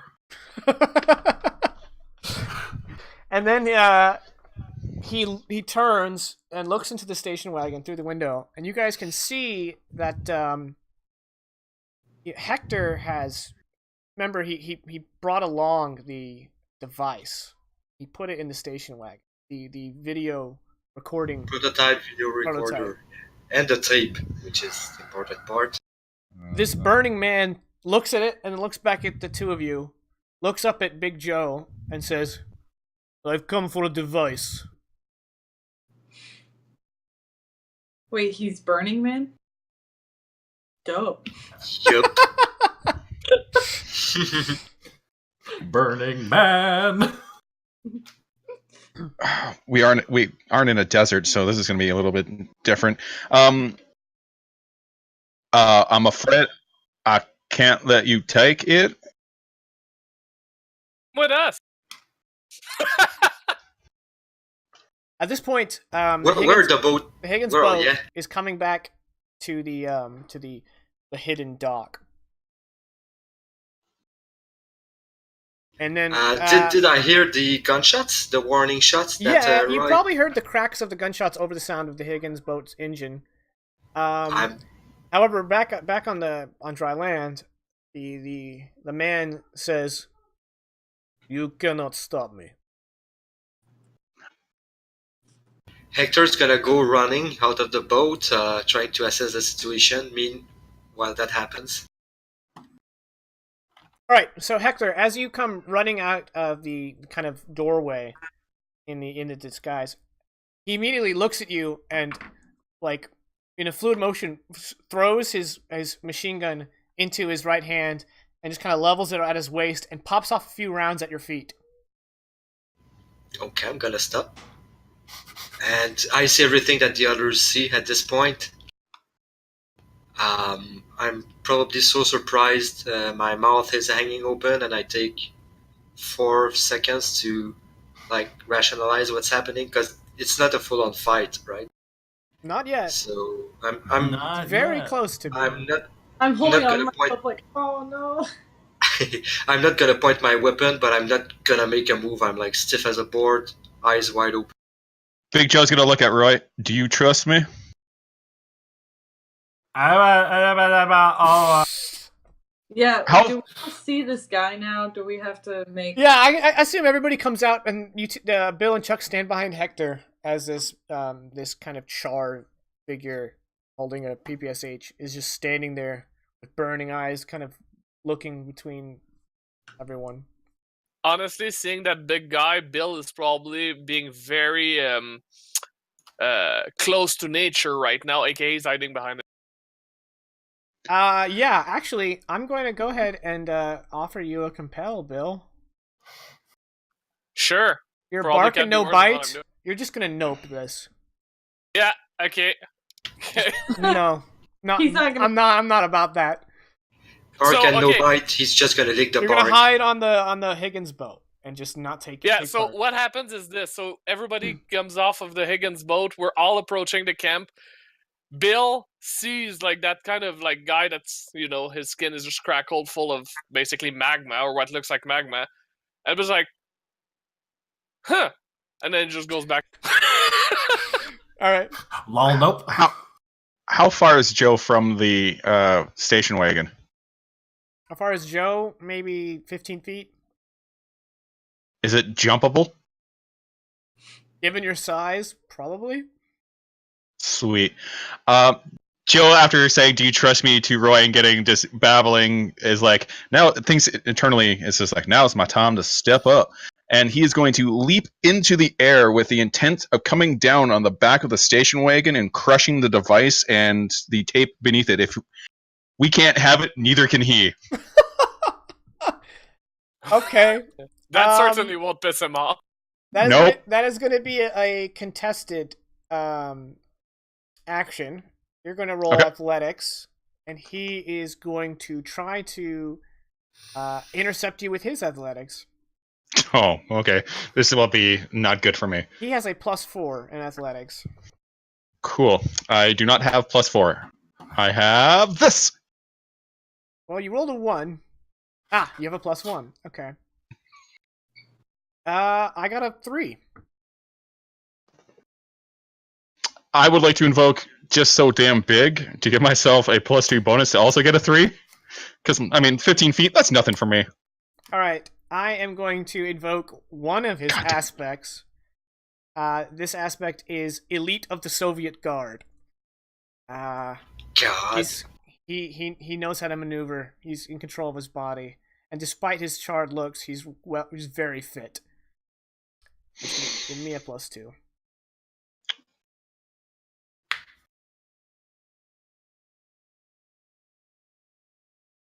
Give me a second here. Okay.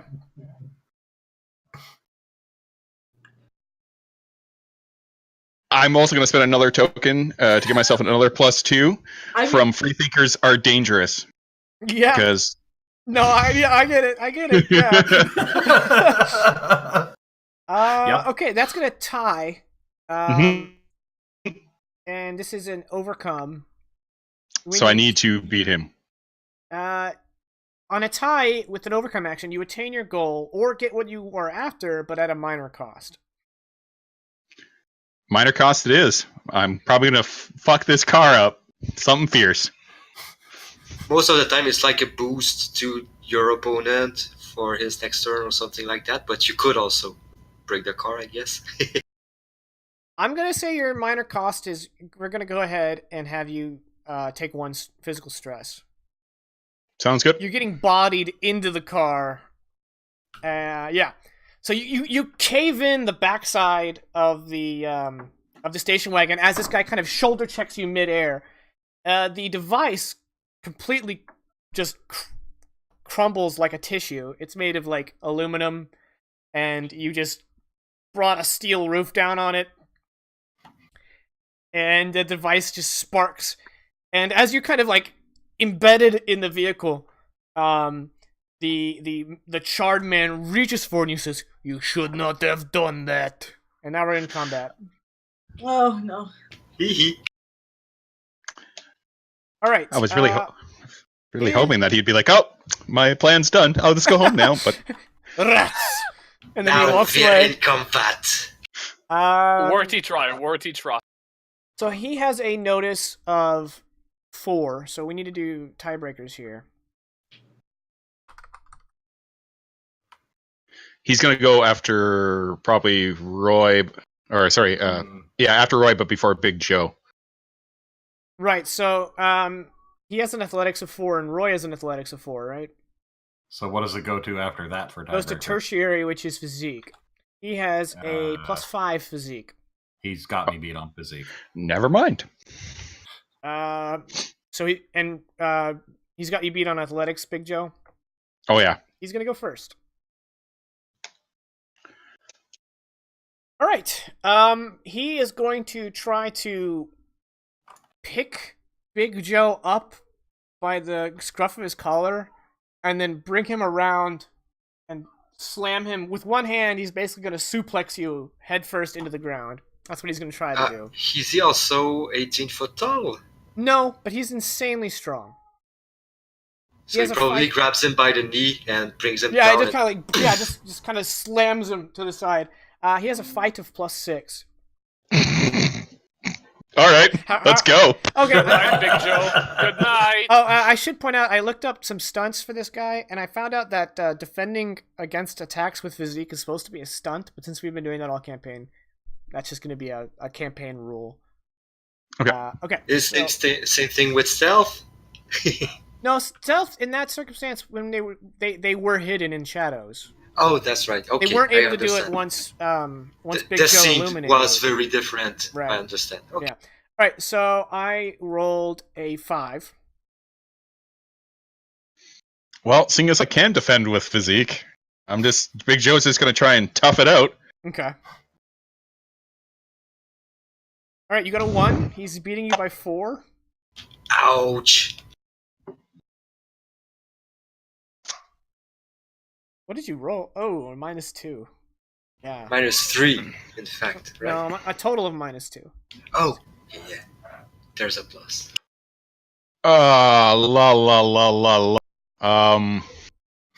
If you can take it right now, take it and spend your last fate points later. Fate point, singular. I can take it. That's the thing. Because it would just take my 4 physical, but that would I couldn't take any more physical stress after that. Well, you can still have your 2 and 3 boxes. To do consequences. No, you can still do your 2 and 3 boxes. Taking your 4th doesn't fill up all of them. You just take your 4th. Your 2 and 3 are still available. Oh, yeah. Okay. Yeah.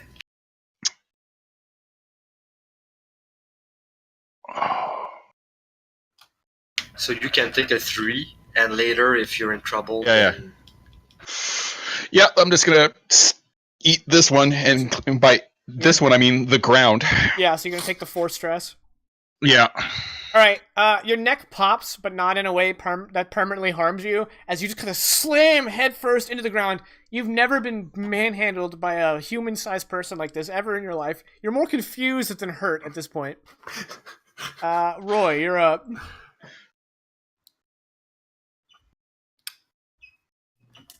Well, we tried. We tried talking. By talking, I mean... Hey, Joe, can I shoot him now?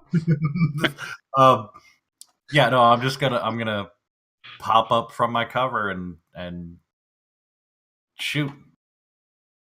Just shoot. So I'm shooting. That's what I'm doing. Shooting him. And I rolled a 3. Okay. So again, we've established physique can be used to just beast it. He's got a +5 physique. I got a 6. I'll come back down undercover. Were you firing full auto? No. Okay, you're just using one of the rifles? Yeah. Okay. Big Joe. First of all, Big Joe says, "Did anyone get the number of that truck?" And then we'll try to stand up and then look at this gentleman and say, "Listen, I don't know what it is that you want, but we are not your enemies. We just don't want anyone to be hurt. And I'm going to try..." Hurting him? No. I'm going to try, like, it would be rapport to try and get him to kind of, like, realize, like, okay, maybe we shouldn't fight these guys, correct?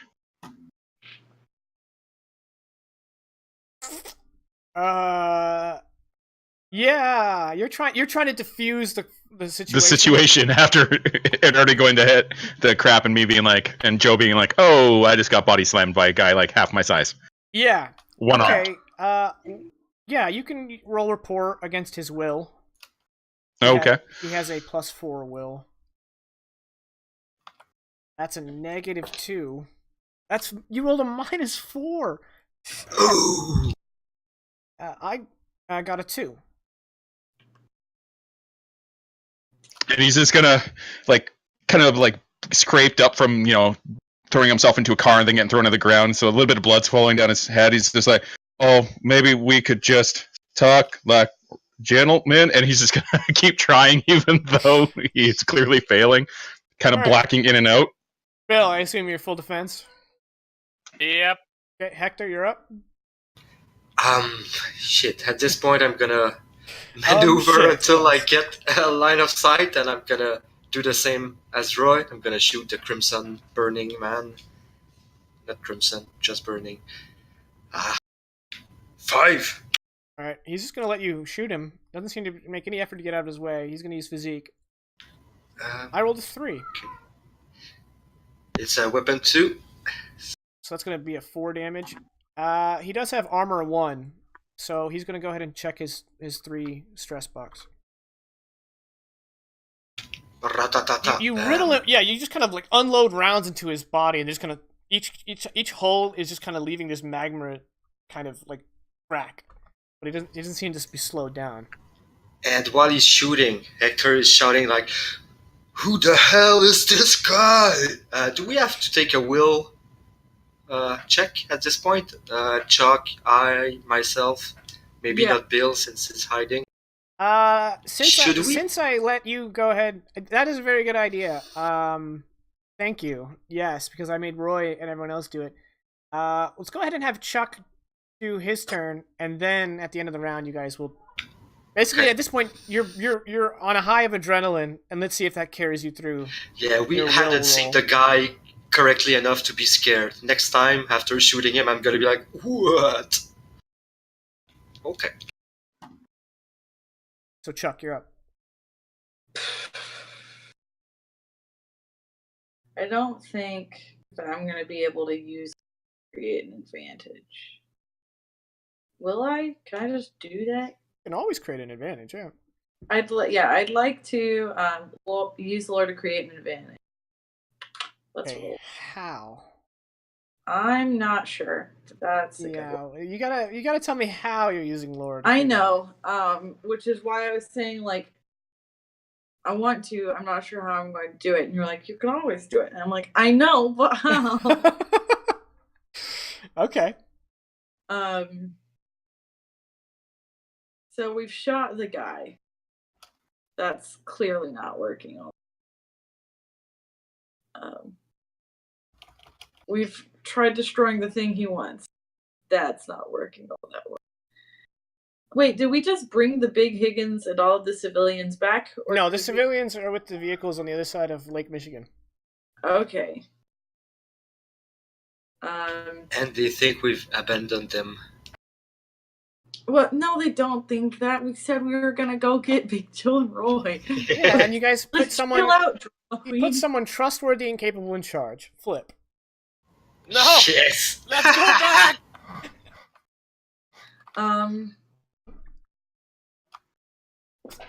Gosh.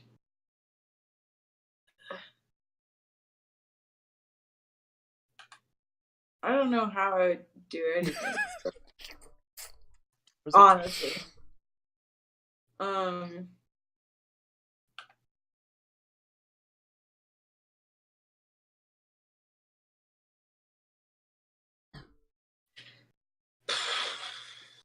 Maybe instead of lore to create an advantage, I could investigate.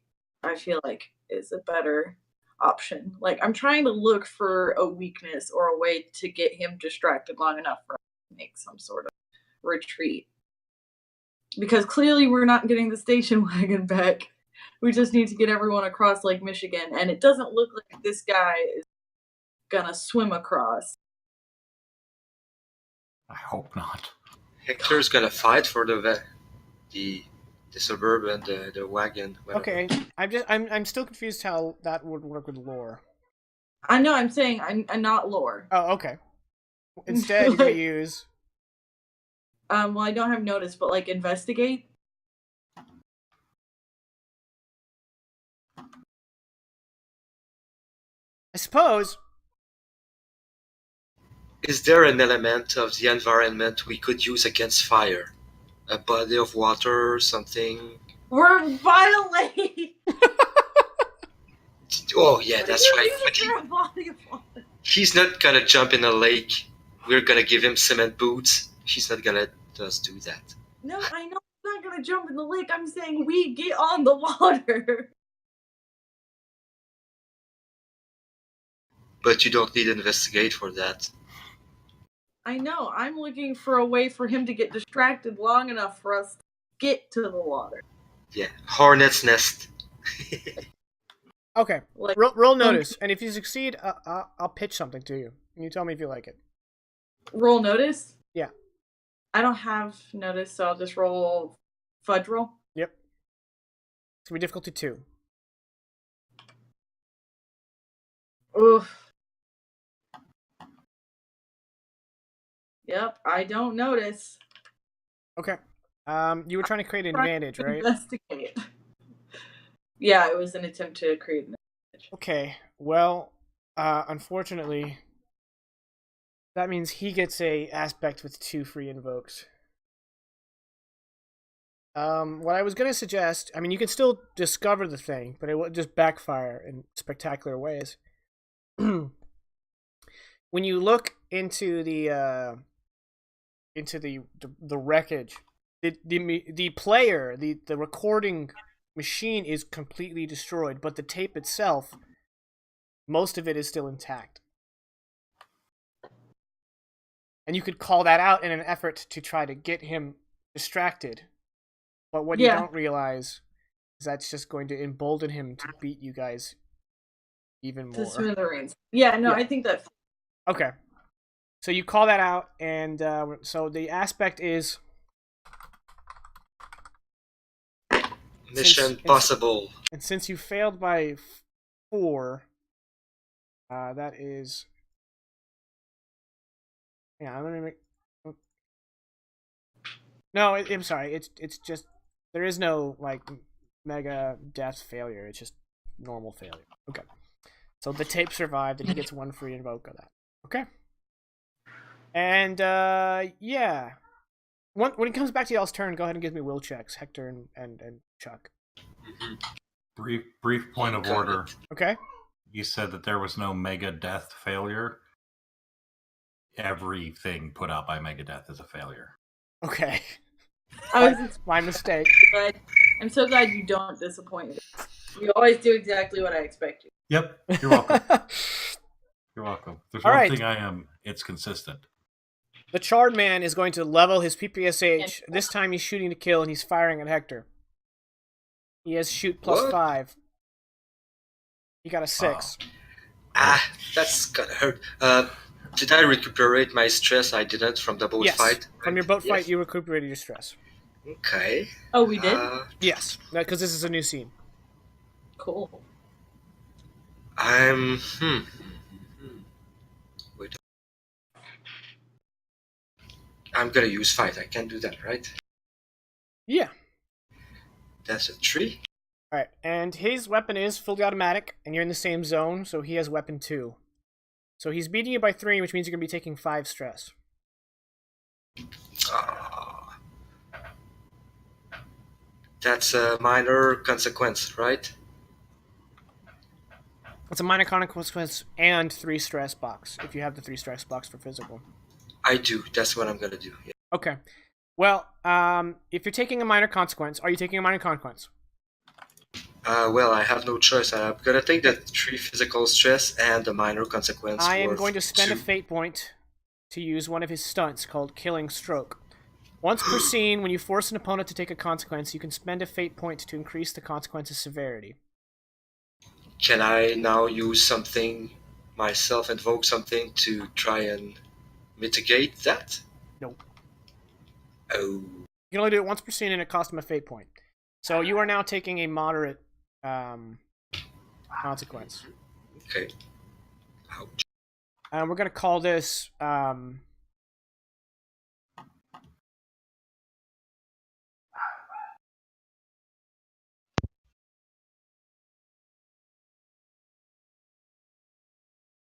trying to incorporate something to do with the fact that this guy's Russian. Call it like. What? Because PPSH, when you say it, like it's a psh. Russian cravash. I've got hit in the chest. No? Sure, I don't know what that word means. Can you spell it? Cravache is a cravat of in French. It's like a tie. A tie. It's So just the Russian bow tie or something. Russian cravash. I've been hit in the chest. Okay, spell that. It's CRAVAT, right? VACHE. I'm gonna type it in the chat. Thank you, because you guys keep cutting out, and so I'm only... We're cutting out. And he gets a free invoke on that. Okay, Roy.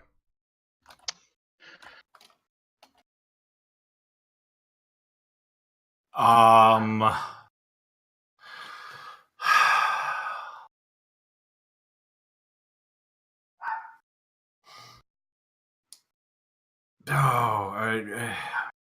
gonna play to my strengths here. And All right, next time I shoot you, Big Joe, we'll do that.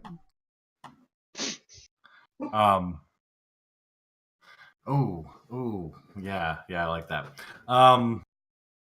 So I'm gonna play to my strengths, and I'm gonna kind of get pump myself up, drop the gun,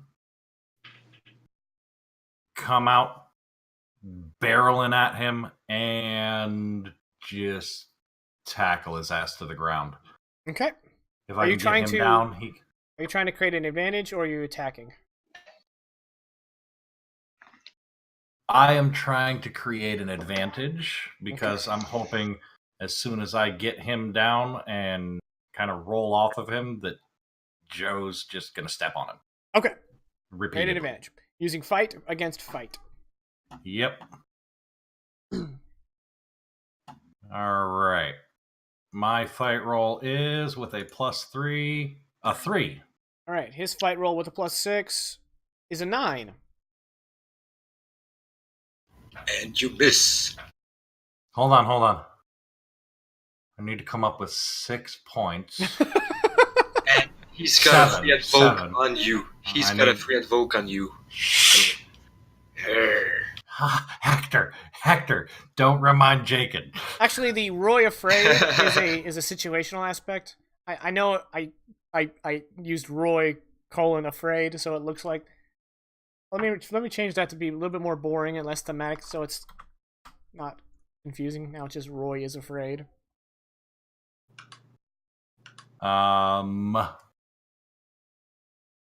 I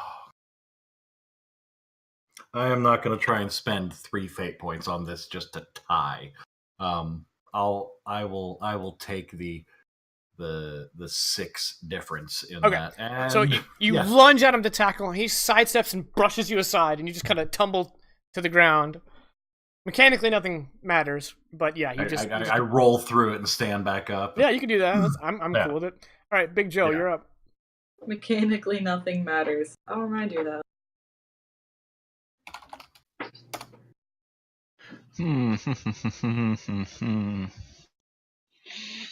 At least he rolled his 9 on a defend roll. I could have Yeah, rolled because something that's gonna Nine. push a lot of people. 999. No, he's Russian, not German. I know. Niet. Can't roll a niet though. Big Joe is going to see what Roy was attempting to do, not quite understand it, and get his own idea based off that. And he's going to kind of step forward, still kind of dazed, and attempt to grab this guy and throw him into the lake. If anyone other than Big Joe said I tried to hurl this 6-foot man into the lake, I'd be like, no. But Big Joe could do it. But you gotta remember, in this world, it's Yeet or Be Yeeted. Shit, hang on. Where's my... I would say shut up, Bill, but that was well played. Oh, that's probably the name of this episode. So would that be physique? No, that'd be fight. Okay. Because you have to Sweet. get a hold of him first. Okay, here we go. Ha! That's a 0. Mm-hmm. Damn it. I rolled a 5. Cool. Yeah, I'm not gonna. All right, so you come rushing at him, and you like reach out your hands to grab him, and with. I'm not But he anything rushed fancy. me. No, he kind of slides underneath your legs, and you're like under at air. He didn't need to rush you because he's already No, Russian. Russian. No. All right, Bill continues to defend. Hector, you're up. Give me a will check. Overcome versus difficulty 2. All right. And go ahead and do it the same, Chuck. Ah! Go ahead. God Yes. damn it. Okay. So Chuck succeeded. Hector, you are not succeeding. Moment in time. I'm in shock. You're gonna take Hector's in shock. Hector's in shock. Okay, that'll be the name of the. Okay, shut up, Baron.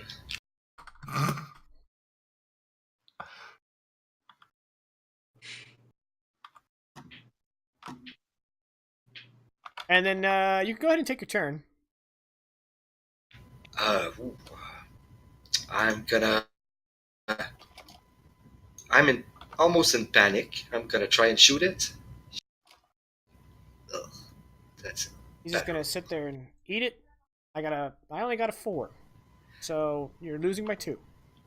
a tie wouldn't do any damage, It would give you even a though boost. I've got weapon 2. He's got armor. Would I still do 1 damage? You have to get a shift in order to get the weapon. Okay. All right. That's gonna be it. All right. Should have done something. So you just else. unload My on turn. him, and the bullets don't affect him at all. Yeah, I should roll something to see if my weapon jams, right? Yes. Roll 1 fudge die. Fudge die. Where's that fudge die? Should be at the It bottom jams. on the macro. Okay. Yeah. Yeah. Your weapon It jams. jams. Chuck, you're up.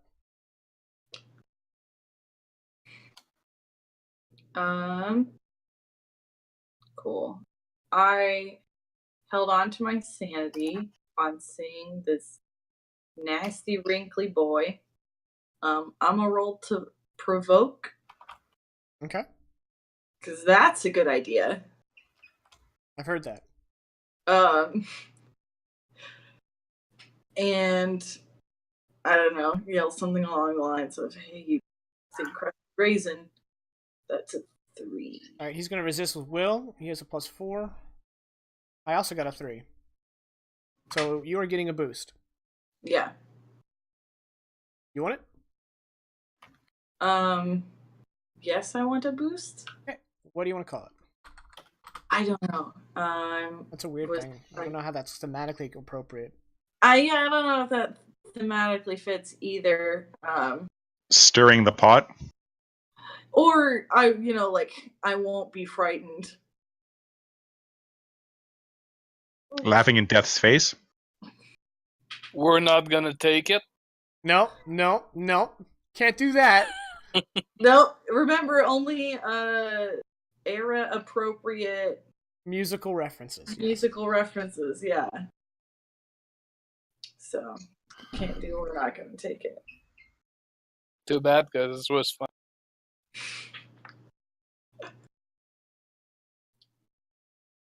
But yeah, effectively, how about Night of the Absurd? With a K? Yeah. Technically, it's the Night of the Demonic who embrace the absurd, but it's fine. Okay. So you got a boost. Charred man's turn. The lettuce you boy. He is going to shoulder check Big Joe from behind to try to send him toppling forward. That's a +6 on fight.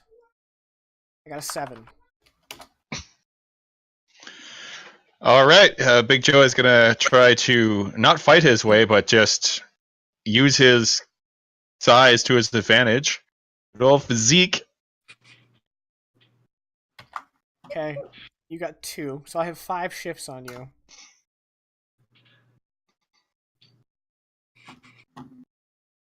If I already have a mild consequence, can I take another mild one, or do I have to go moderate? You can take another mild one if your physique is 5 or greater.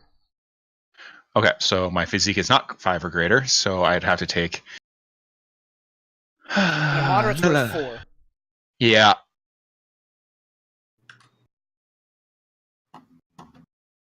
Wait, you took a mild consequence? I think I had a moderate from last session. I had the shot up, and then it got healed to a mild. Yes, okay. I still need to do something about my concussion. You guys need to, during the pre-game, if you guys could bring those up, we can resolve them. Or at the beginning of the session. If you have... Bill's been a couple games. It's from when we rushed Was that a Tornad mild and- consequence for Bill? Yeah, I think you're healed. And Hector's been treating him. Yeah. Yeah, so Bill, go ahead and clear that one. perfect. Okay, time to take a moderate consequence. Okay. And then I'm going to have to still check off my 2 box for physical. And we're going to call this moderate do you choose the name of the consequences, or do I? We can workshop it, but yeah, it's your consequence you choose. Sweet. And I just got essentially shoulder checked from behind. Yeah, probably back into the... Well, I already figured it out. Okay. I suggested it with being shot, but it's not exactly. But from Russia with love is the consequence. Not of, love with an L, please. All right. As Big Joe gets shoulder checked in the back and goes tumbling back into the station wagon with a huge crash, and the station wagon briefly lifts up on 2 wheels. Everyone kind of looks at each other, and then in the dust of where Big Joe was, this charred man just kind of like cracks his neck, and that's where we're gonna go to break.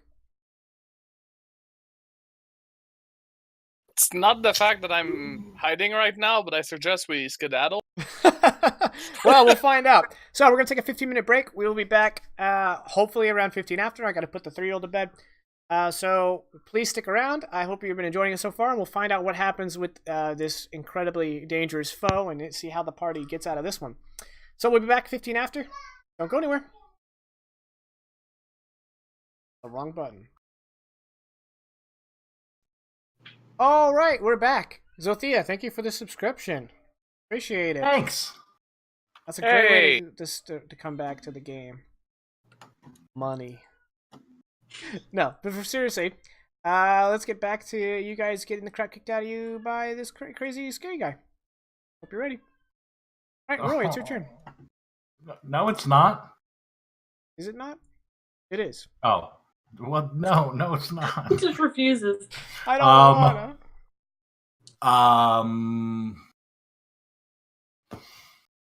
God, he's not giving any ground at all.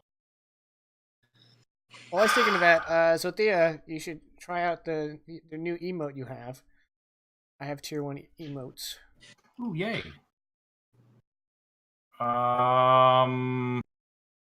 Okay. Basically just done. Just done. Just dunzos. Dunzos. Okay. Dunzo spaghetti. So I'm gonna try and salvage what I can of the recording from the back of the station wagon. Okay, so you want to do an overcome? Yes, that is what I want to do. I don't know what I'm rolling for it, You though. either need to roll crafts or physique. Yeah, so I'm gonna brute force my way in with physique. My physique is at a +2. That's the ones out there. And I rolled a 2. Okay, I was gonna set it to a 3. Okay. So, you can spend a fate point and succeed this, or you can just take the L. No, we need this. I'm gonna spend a fate point and invoke the tape survived. Okay, yeah, you absolutely can do that.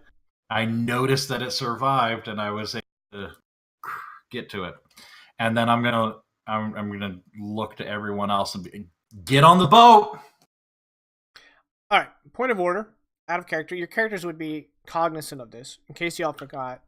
There are 2 vehicles here. There's the pickup truck that has the trailer hitched to it, and then there's the now wrecked station wagon. Yep. Okay, Big Joe, you're up. Big that's Joe awesome. is Sorry, chat. Joe is bleeding from his head. He is now burnt across his back, and things are looking pretty dire. And he's going to attempt to awaken the natural energies around him. I'm going to try to create an aspect with my magics to potentially help us at least restrain this guy if it comes back to me. Okay, you're trying to do alter? Yep. Okay, you tied it, so you can cast 1 spell, or you can spend your fate point. I'm going to spend a fate point and going to invoke Clear Skies, Calm Waters, because I'm trying to awaken the spirits of the Lake Michigan. But I'd like to call it, I do get to, I'd like to call it the Lady in the Lake. Of the lake.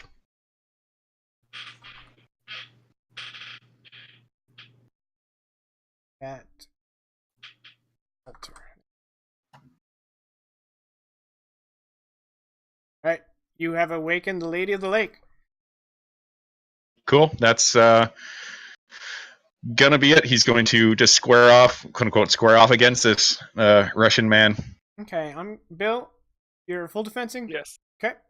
Well, unless you think I've paid enough, otherwise I'm gonna go to boat and full defense. I suppose you can start acting. You cannot engage the bad guy. No, but I'm gonna prep the boat. Okay. Go ahead and give me just a difficulty 1 drive overcome. And while you do that, I'm gonna peruse Big Joe's aspects. No reason.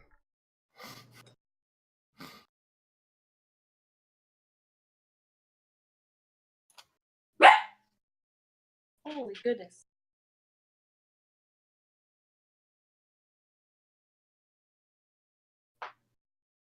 No Okay, reason you succeed. whatsoever. All right, so the Higgins boat is ready to go. All right, Hector. Ooh, okay. I'm still confident we can down that thing, but I'm not sure we can do so before it downs us, before it kills us. I'm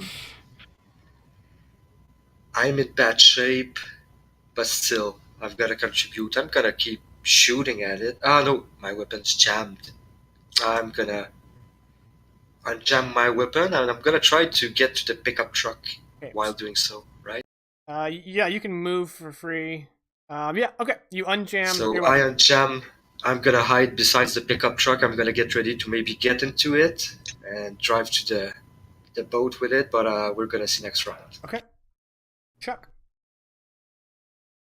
All right. Let's get in the boat. That's all I'm really after. Well, Roy has the tape on himself, right? Yep. I mean, it's a big spool, but yes, he's holding it. Yeah, I just want to jump on the boat, and I'm gonna provoke him again. Just trying to stress him out in any way possible. Okay. Yeah, right.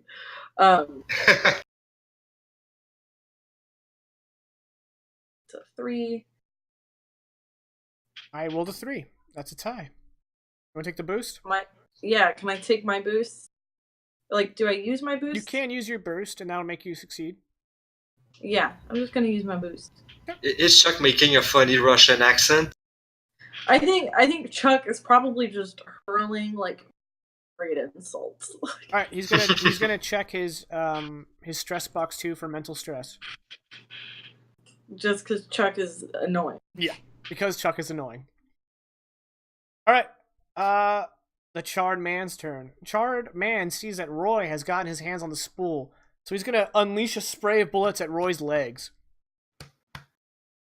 So he has a +5 on shoot. I got a 4. I am going to defend with just athletics because I want to jump out of the way of that spray of bullets. And with my +4, I got a 6. Wow, why are you so good? Nice.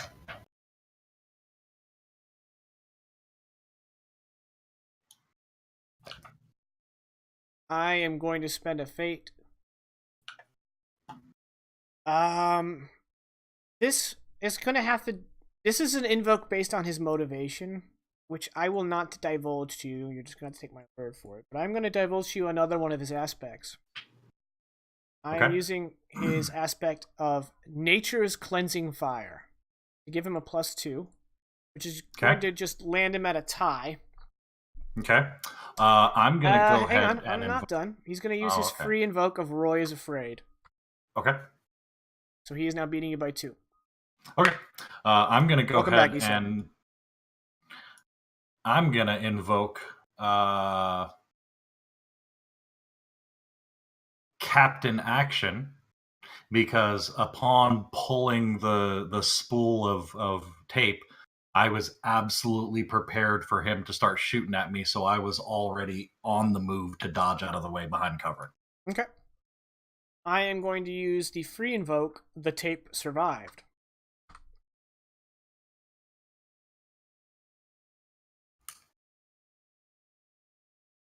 He's beating you by 2. Uh-huh. Which will be 4 stress because he is using an automatic weapon. Hold on, let me check something here.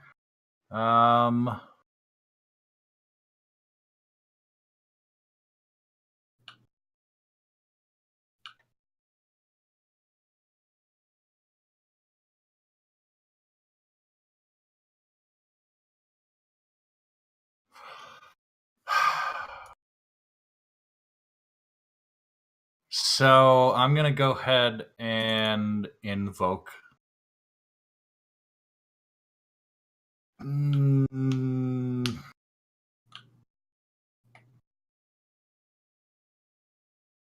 What's this? Empty fate pools? So here's my question then. This would be 4 stress, of which I only have 3 boxes, so that would be a mild consequence then. Yes, and the 2 stress box, number 2 stress box. Number 2 stress box. You know what? I'm gonna take it. Man, I don't think I've ever consequenced the party so righteously before. What are we calling this? Well, I mean, you hate us, so what can we do about it? Well, What he's shooting into your legs. That's his objective here. So, maybe limping? I used to be a hero like you, but I got shot in the knee.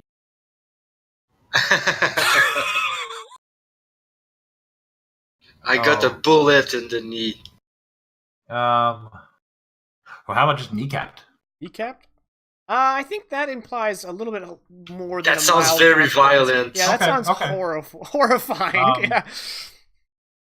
That's not an injury Uh, you can recover from quickly. It's like How being a about- hold. Not the legs. That's how I make my money.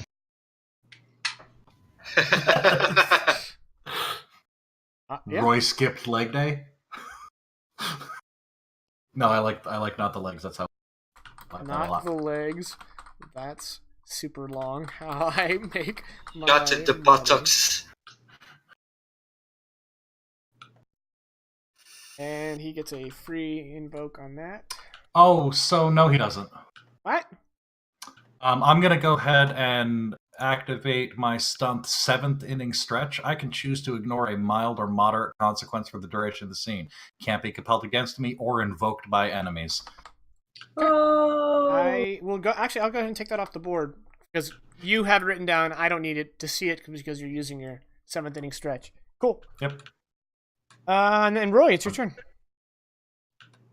I'm gonna go ahead and stretch through that 7th inning and ignore that limp and just power through and run towards the boat, but not onto the boat.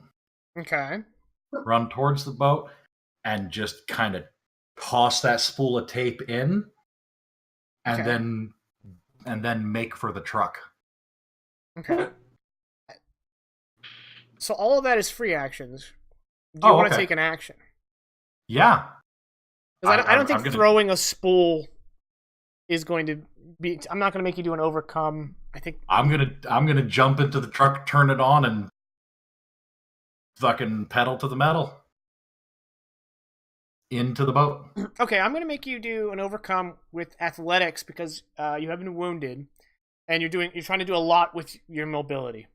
So that's going to be your action: is to get into the truck and start it up. Okay. Is it physique or athletics? You know what? Let's do physique. It's going to be a difficulty 2. Thank you, Chuck. Appreciate that. It's going to be difficulty 2. So my physique, which is a +2. Let's roll that then. And I got a 3. So you are now in the driver's seat of the truck. Engine started. Okay. Okay, Big Joe. Good to go. Big Joe is gonna turn to his foe and say, "Come away, O human child, to the waters and the wild, with a fairy hand in hand, for the world's more full of weeping than you can understand." And he is going to attempt to have the waters, one of my favorite poets, have the waters kind of surge out with this new wave and grab the man and pull him in. Okay. To use magic to pull him into the waters. Are you trying to harm him with this, or are you trying to create an advantage? I mean, I guess harm? Or Basically, if you succeed, then narratively he will be dragged into the water, and then you can inflict stress that way. sure. Sounds good. Good old magic. Damn it, Iso, no spoilers. How is he going to defend against this? I have no idea. He can't. I mean, athletics to try and avoid the water as it's grabbing at him. He's gonna have +5 anyways. No. Yeah, He would have to Athletics defend is that only using plus his magic 4. skill. You could use will, maybe, against magic. No, It's this like, isn't a will. This is a physical type of magic. Yeah. Mhm. Yeah. Yeah, let's say athletics to try to get out of the way, of which he has a plus 4. Mm-hmm. I rolled. As soon as Roll20 decides, it says it's rolling the dice. Loading. I rolled a 5. I have nothing to increase my roll, so that is a fail Okay. on my part. So the water comes lashing out and wraps around one of his wrists, and then just steam billows off of it, and the water just kind of retreats back into the lake. And as a free action, Joe is going to move towards the boat. Okay. Bill.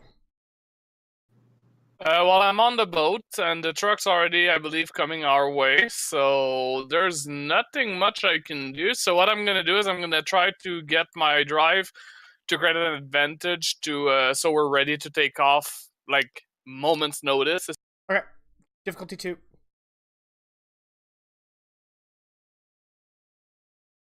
And I'm going to use Clear Skies, Calm Water to get me a plus. Okay. Because, yeah, it's optimal sailing conditions. All right, what do you want to call this this here advantage? So something simple, like ready to go. Done. All right. Oh, it's weird seeing, one of y'all's colors on the advantage board here.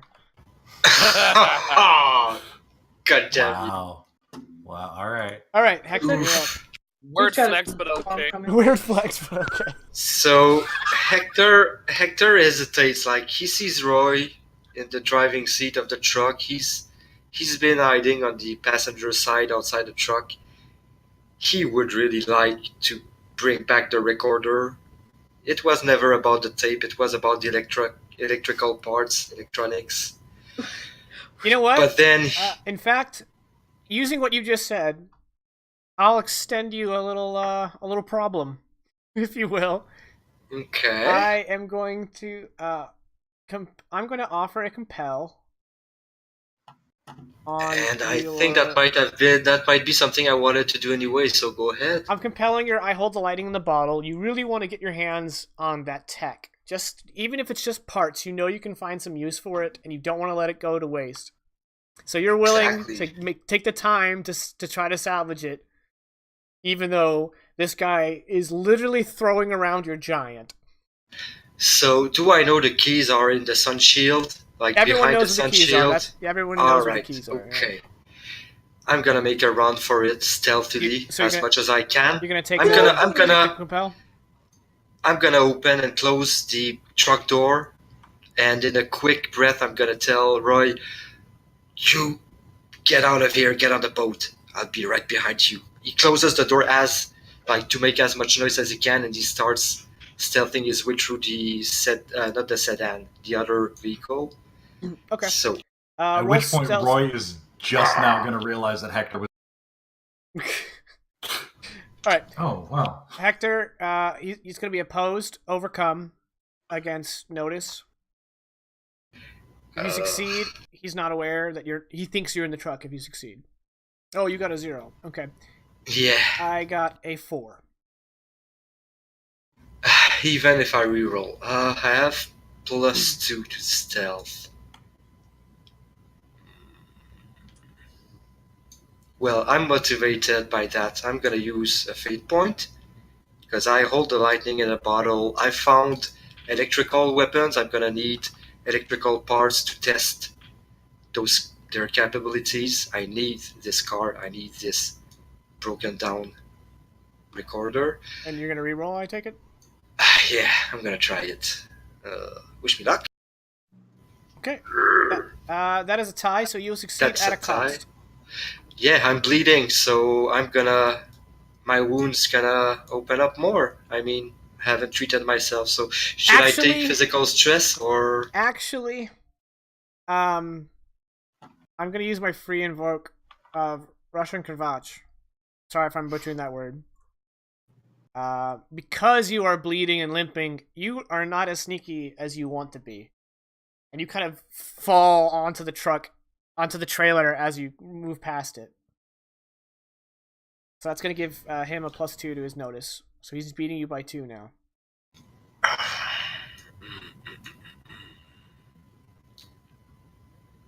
I'm gonna create a stunt.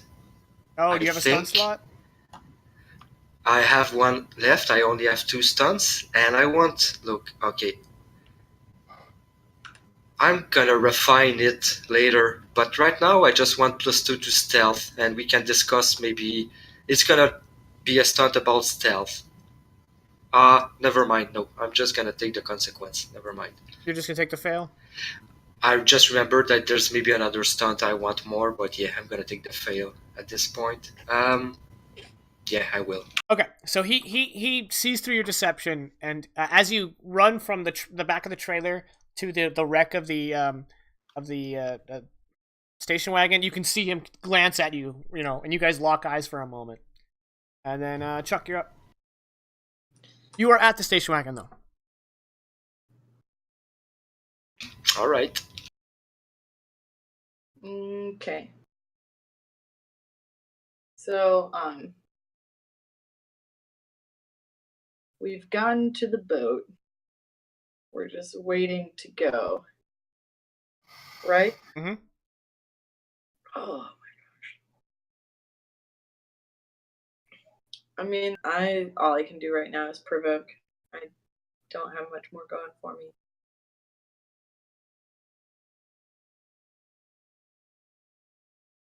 Ooh. Maybe I can't provoke.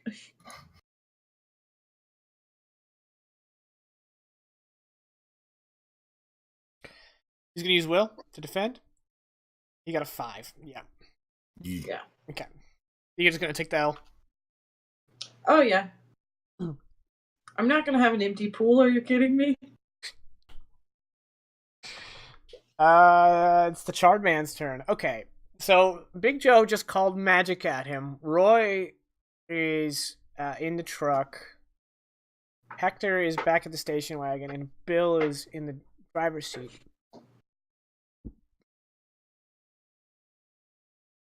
Okay. I know what I'm going to do. The safest move is to completely ignore Bill. What?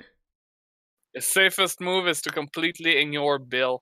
Safest. Yeah. Actually, the Charred man comes barreling through the camouflage wall, just kind of smashing through it, and then upon seeing Bill, he is going to try to overcome your piloting, your position as a pilot. So he's going to reach out and try to pull you from the pilot, the cockpit, if you will, of the Higgins boat. So he's not attacking you. He's trying to overcome because he's trying to change the situation. Okay. So he is using fight. I'm gonna use athletic to try and dodge the grab. Okay. I got a 6.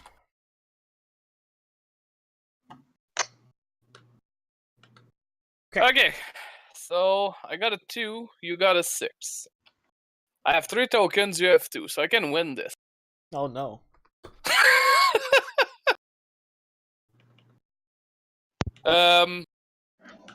I'm gonna invoke Bark and No Bite. I really don't want anything to do with that freaking ass. Yeah, I accept, but it's becoming a trend. Is you guys are invoking the thing you were compelled, so you're basically just like flipping that token right back, which is fine. I have to. I'm dodging being yeeted. So now I'm at Dodging +4. being Yep, exactly. Use the past tense of yeet. We all know it's a valid verb. 100% valid. Okay, so that brings you up to 4.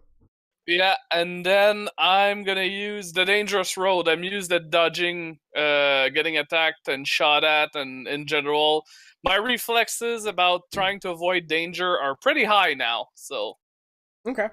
I'm now at 6. I accept. So you're at 6. I'm gonna take the boost.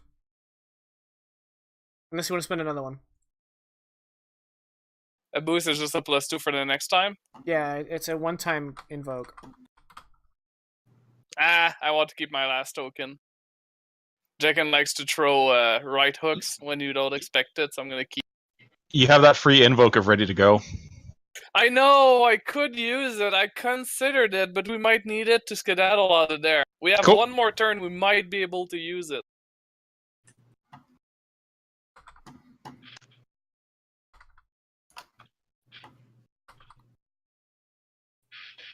Okay, there's my boost. Called Russian Block for audio listeners, if we ever get that going.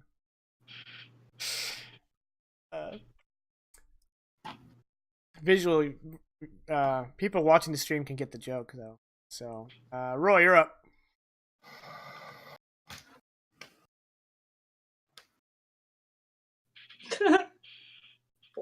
He's on the boat now? He's on the boat now. When I yelled everybody on the boat, I didn't mean him. You're such a good leader. He could do nothing else. Like, You're very persuasive. Yeah, basically what happens is you're like, everybody get on the boat, and then you just hear, duh.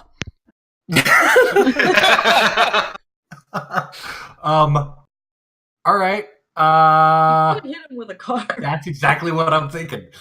Is he in a position to where I can, just crash the truck into him? Yeah. That's what I'm doing. Okay. You're attacking with drive? I don't think you can attack with drive. But you know what? I'll allow it, but I don't think you can attack with drive. How else are you going to hit someone with a car? Exactly. So I'll allow it. I'll allow it. Attack with drive. I love hitting people. So this is a fudge roll. Because I'm not really actually trying to hit him with drive. Just I suck at driving. It's going to happen to be in the way, and I can't change that. So I rolled a 1 total. Okay. Truck's barreling at him. He's going to use athletics to just roll out of the way. He has a +4 athletics. I got a 4.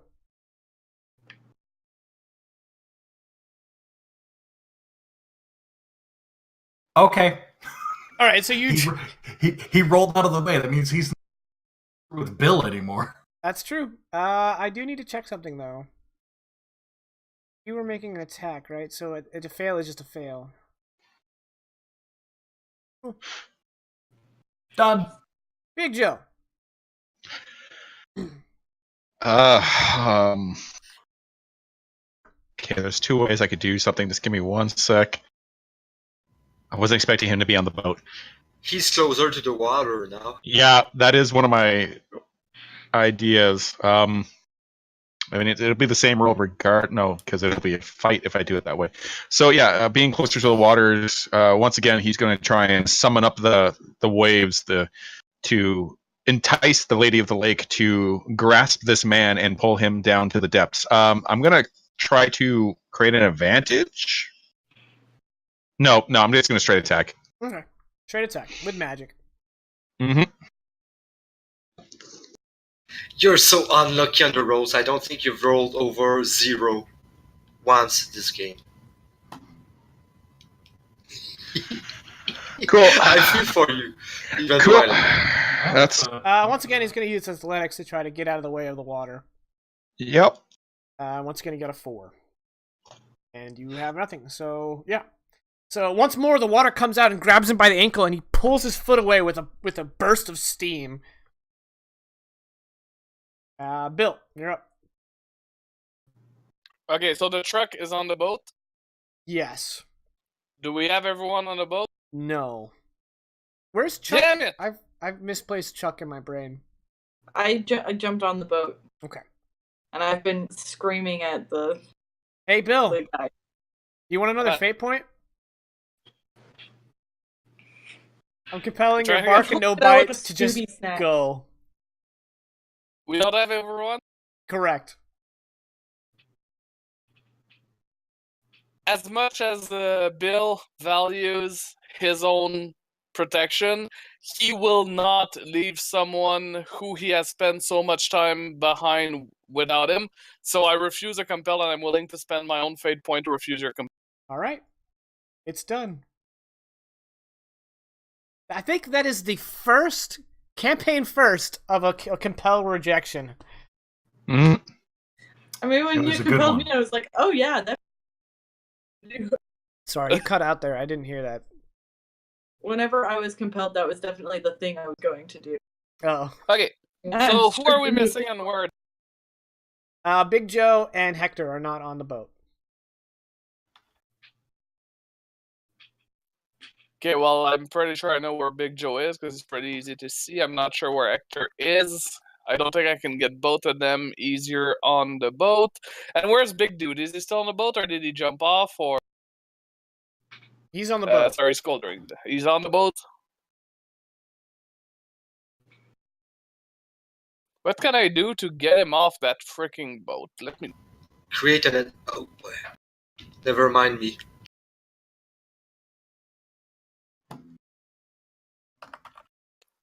Driving, contacts, fight, will, shoot, and petty provoke, notice, athletics, report. Yeah, no, I don't have any skills that would work. Do I have a stunt? No. No. No. Can you just shake the boat? Yeah, that's what I'm gonna do, I guess. So what I'm Rock gonna the do boat, rock the is. boat, baby. It's a very heavy boat. Rock the boat. Yeah, no, you rock can't the really boat, start baby. it and like give a quick jolt of it. But you could just. Oh, you're jump kind of back gun in. the gas a little bit. Yeah. Yeah. Okay. Yeah, that's what I'm gonna try to do. Worst case scenario, put the thing high because it's a heavy boat. Are you trying to overcome the charred man's position on the boat, or are you Optimally, Sorry about optimally, that. I would like him to literally fall and hopefully half the boat, but obviously I'm not, like, I can't control that. I can only make him fall.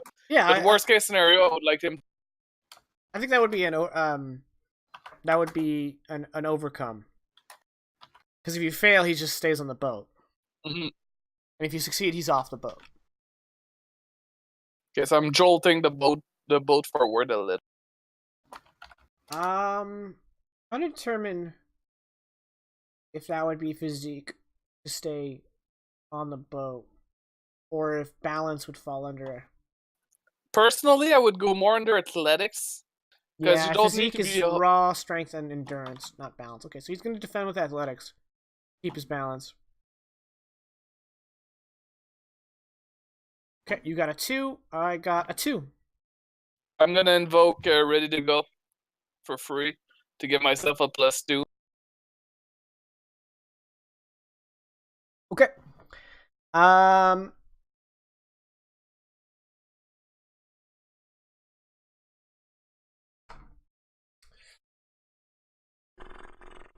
Okay, he's off the boat. And with that, Bill turns around and he takes this like very deep voice and he goes, "Get off my boat!"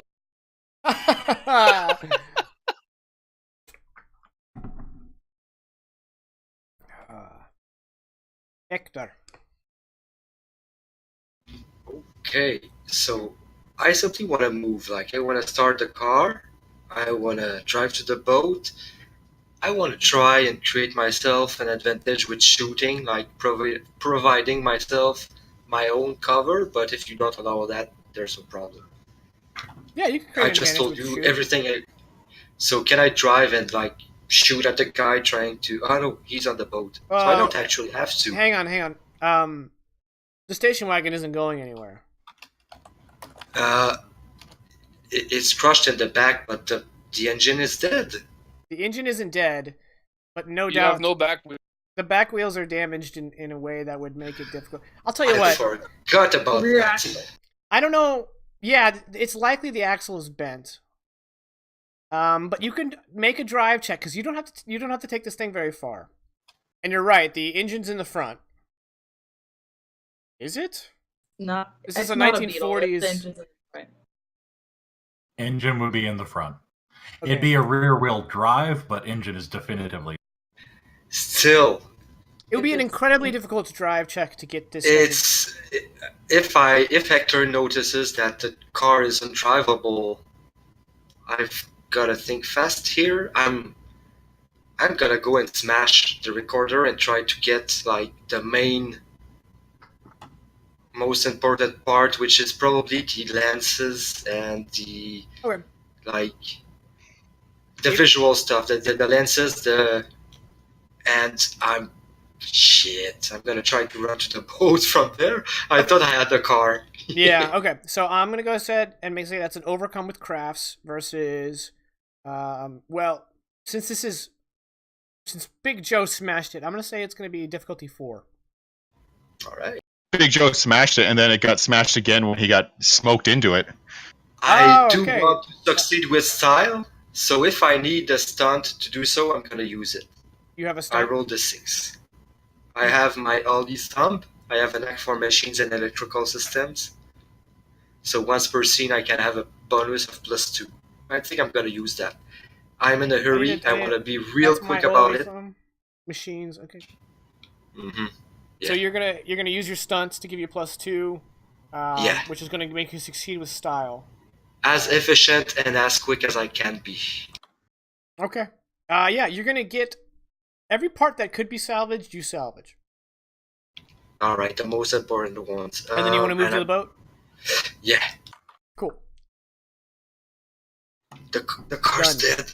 I'm almost dead. I'm gonna get Fuck. it into a corner and try to patch myself next. Chuck's turn. Sorry, I interrupted again. Okay. Chuck's turn. Hector is not on the boat, correct? Hector just got on the boat. Hector is on the boat. It's Big Joe. Hector just got on the boat. The guy is in the water. Yeah, but he's like maybe 2 feet. Like he's not. Yeah, He's not he's not swimming. on the boat. Yeah, But he's not on the boat. He's not treading water. He's just not on the boat. Right. Big Joe, not on the boat? Big Joe's the only one not on the boat. Okay.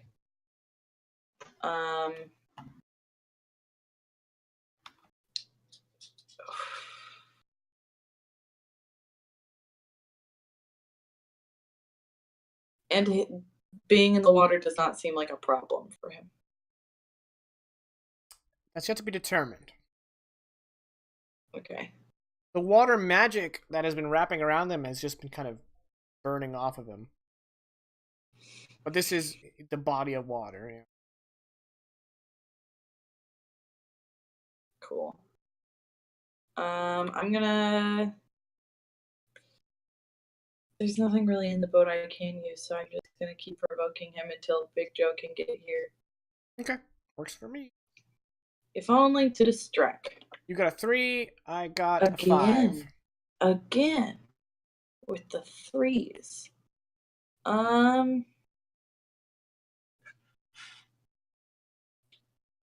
man, he's the one who smells like so. Very quick beer. Yeah, thanks.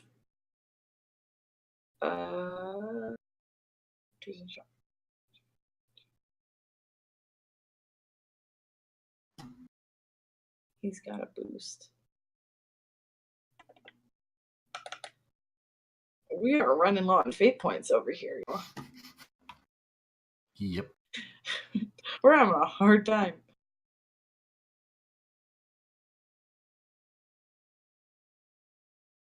Already ready to go.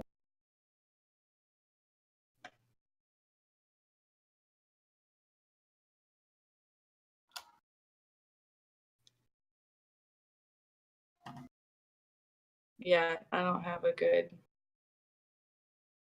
anything to do to help that. Woo! I failed to upset him. Okay. His turn. Shame Bill isn't here because he's getting shot. So he's going to use shoot, which he has a +5 in. Oh, good. He's coming back. I got a 6. Who's he shooting? He's shooting Bill. Bill! He's shooting Yes. at you. He got a 6. You're getting shot. Okay, now's not the time to get shot at, so I'm gonna dodge with it. I got a 4. Okay. He's beating you by 2. There's no free invoke I can do, and there's no token I have. Okay. He is going to use his boost, Russian block, to bump it up to an 8. Which means he's beating you by 4 shifts, and he's in the same zone as you, so you're taking 6 stress. 6 physical stress? That's correct. So that's a 3 and a moderate consequence for you too.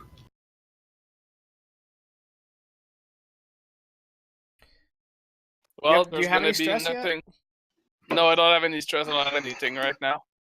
Oh, but your physical stress, you only have max of 2. Oh, max of 2. Ow. Yeah. Yep. So I'm in trouble. That's a moderate consequence. Good thing you already used his once per session or once per scene. Once per scene, increase the pain. Yeah, I'll have to take it. Okay, I'm just gonna keep it simple. I propose just riddled with bullets. You agree? Yep. You said moderate? That's a moderate, yeah.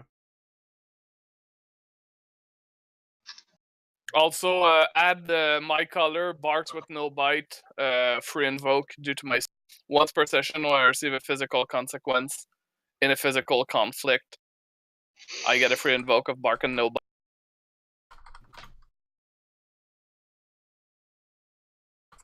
I'm gonna call it a boost just so get it. There you go. All right, Roy. He did not climb back up on the boat. He's just kind of shooting from the water. You know what? I totally forgot my descriptors. Yeah, so he kind of landed on his ass, and as he rises, all this steam kind of billows up, and he just kind of rises up, and he's maybe knee deep in water, and then he just opens up with his PPSH.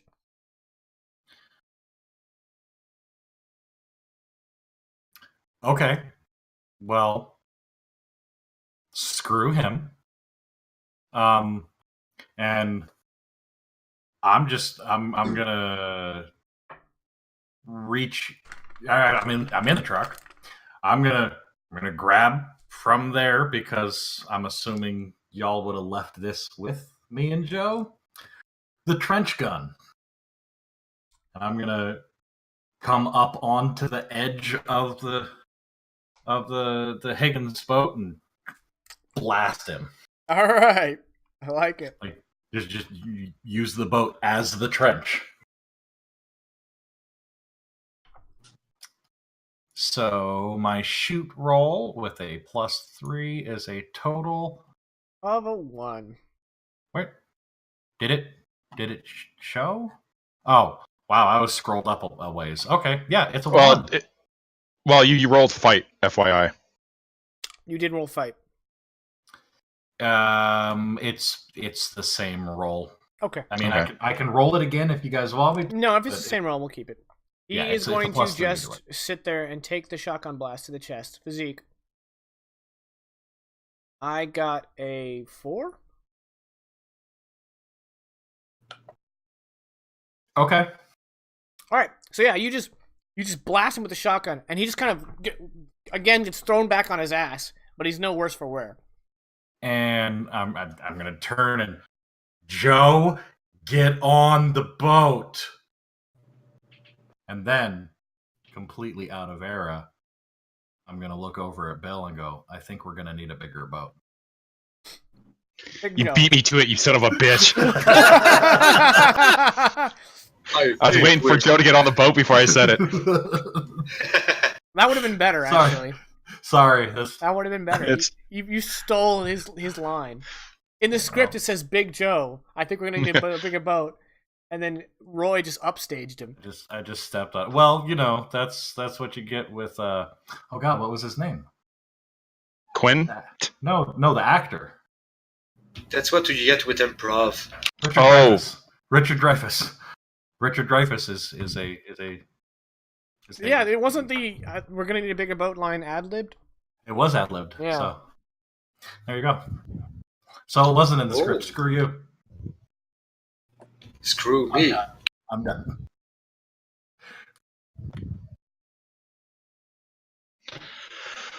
Okay, Big Joe is going to move onto the boat and then is going to summon up the water once again, but this time not to drag the Burning Man down, but to essentially act as a wall. So basically, just some water will start to rise up, and I want to create an advantage. Cool. Let's just call it difficulty 2. Cool. So I might have a chance of hitting it. Yeah, assuming you stop rolling ones. Woo! So that's a tie. That's a tie, so that's a boost. Yep. And you don't have anything to invoke, so Nope. that's a boost. What do you want to call it? Wall of water? Sure. It's simple. It's straight to the point. Yeah, not everyone needs to be clever. But that's our trademark. Yeah, well. Bill, you're up. Is it? Everyone's on the boat. Everyone's on a boat. We're taking off. We're on a boat. Okay. It's a steamboat. I got Give my me a flippy drive, floppies. overcome against 1. Should I go to Kinko's? You tied. I'm gonna use my friend Voca Bark and No Bite. I got shot at. Fuck that. I'm out of here. All right. So Bill revs the engine, just cranks it up just gradually enough that it doesn't sputter out or get flooded, and it kind of this big, huge Higgins boat takes off. Despite this guy's extraordinary abilities, there's no way he can catch up to this boat now. But Look at him like a dolphin in the water after us. so what's going to happen is at the start of Bill's next turn is going to be the end of combat. However, you guys are still in shooting range until that time. So Hector, you're up. I hope so. You hope. I What do you was. mean? You want me to get shot? I mean, I hope I can still get a shot at this guy. I'm gonna patch myself up next time. I'm gonna try to shoot this Russian move. That's a 6. Damn, that's a damn good roll. All right. Being in the water, yeah, he's just gonna roll physique to try to just soak it. I got a 6. That's a tie. I hate the guy. And I'm not gonna be petty and use a fate point for I that. am. So I'm gonna use Hector's in shock to just go ahead and make sure you don't even get a boost. all right, good use of resources, and I'm in shock. So I've actually not hit the guy. Yeah, I you thought I just had. shoot around him. I'm sure I did, but I didn't. However, that does make you fail, and you're using an automatic weapon. So I do need you to give me a jam check. Oh, just no problem. Okay, it did not It's jam. okay. Chuck. Only I can cough. It's my trademark now. I just heard. Wow. Well, tell that to I had to do it. You'll be hearing from my lawyer. tell that to the youth version of me that decided smoking was cool. Shouldn't do that. Yeah. Well, I don't anymore. Shouldn't. What the fuck was that? Okay, I thought that was just. I'm looking around for something beeping here. I'm like, wait a minute. What didn't I turn down? That actually was my phone. Okay. Tell your phone to calm the fuck down.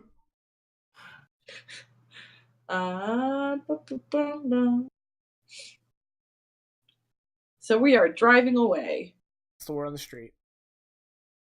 Nice. I'm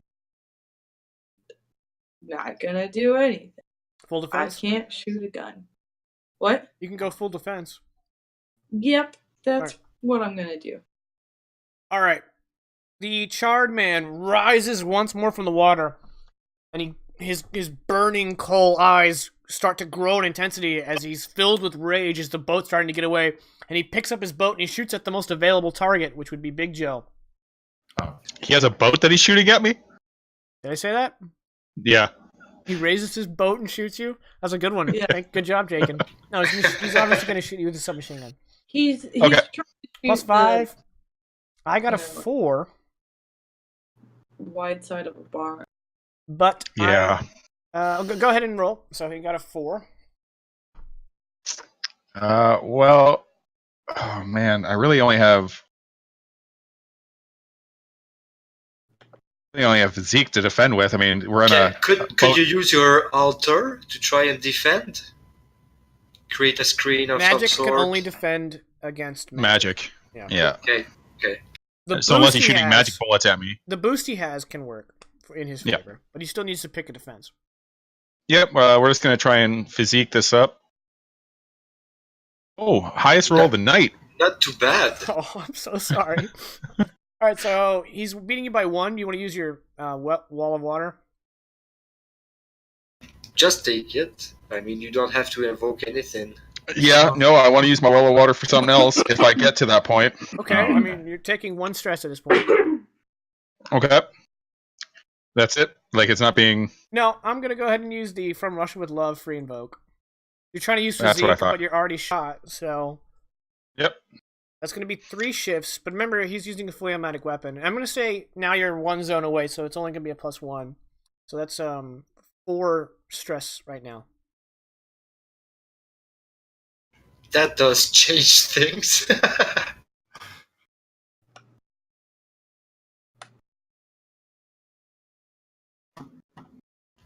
So the boost is kind of free right now, right? Yeah.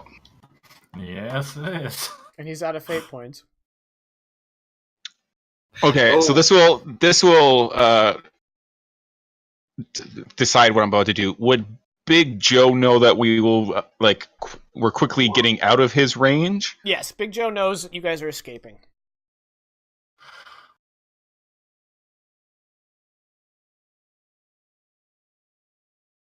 Yeah, I guess I'll use the boost of wall of water. Okay. So that is you're now taking. Wait.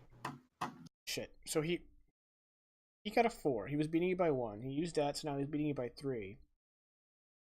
Right, because he's only getting a +1. Now he's only beating you by 1 +1. You're taking 2 stress. Yeah, which I have to check off my 3 stress box. Okay. That's gonna make Roy's turn. At this point, you either just ignore him or give him something to try to give him something to remember you by, because you guys have won, basically. Well, we got away. Contrary to Roy's recent rash decisions, he's not going to try to give him something to remember us by because Roy is remembering the conversation. Are you sure, though? Because you might be grasping at past glory.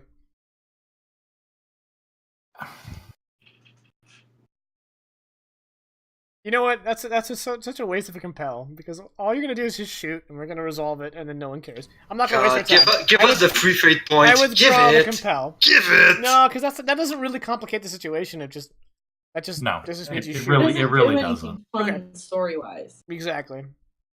Yeah. So no. He's gonna toss the trench gun back into the truck. He's gonna run to the back of the boat and make sure that the loading ramp gets pulled up and is secured. Okay. Big Joe. The front of the boat is the loading ramp. Okay, whatever. Where the loading ramp is. That's why Bill helped us by making sure we could get Yes. out fast. Yes, you are correct. Yeah, the way the small private little dock was set up was you guys just kind of vault into the boat. So you'd have to get enough speed because you know basically the pier was raised above the wall. You just kind of go It's over. like a cement beachhead, so Something we like just bumped into death. And All right, Big Joe. Last action of the conflict. He is going to try and create an advantage using his already active water. He's going to attempt to have the water that this man is standing in freeze so that he can at least buy some more time. Okay. I think he's just gonna have to defend with magic, of which he has none. So that's gonna be a +0 defense. Because I don't know any other way. He couldn't anticipate that coming. But yeah. Maybe just, once again, athletics or physique to overcome the ice, like to break out of it. Sure. Okay. If you really want to give him a +5, we can do that. Yeah, I'm being fair. All right. It makes narrative sense. That's dumb. All right. Well, I got a 4. You got a 3. Sweet. Sorry. So you freeze the ice around him. He's kind of like breaks through it 1 foot at a time. All right. And that makes it Bill's turn, which means the conflict is over. I drive away. All right. As you guys put the beach behind you, everyone but Bill is looking at this fiery man, and he just kind of relaxes, lets the PPSH rest at his side, and then just starts walking into the water. Each step he takes, more steam comes up until he completely submerged. Towards us. Towards us. The boat. Did you lake. just T-800 into the water? Yeah, it's like one of those non-giving up school type guys. But Big Joe's gonna look at Roy and say, "Mr. Hutz, I don't feel so good," and he's just gonna fall down.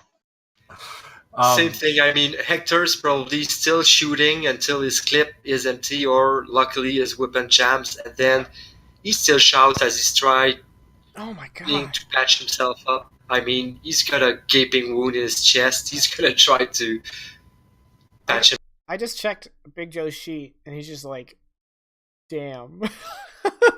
Big Joe got gone in. He's got a burn and a sprained ankle. All right, everyone He's can got clear two consequences. that physical stress.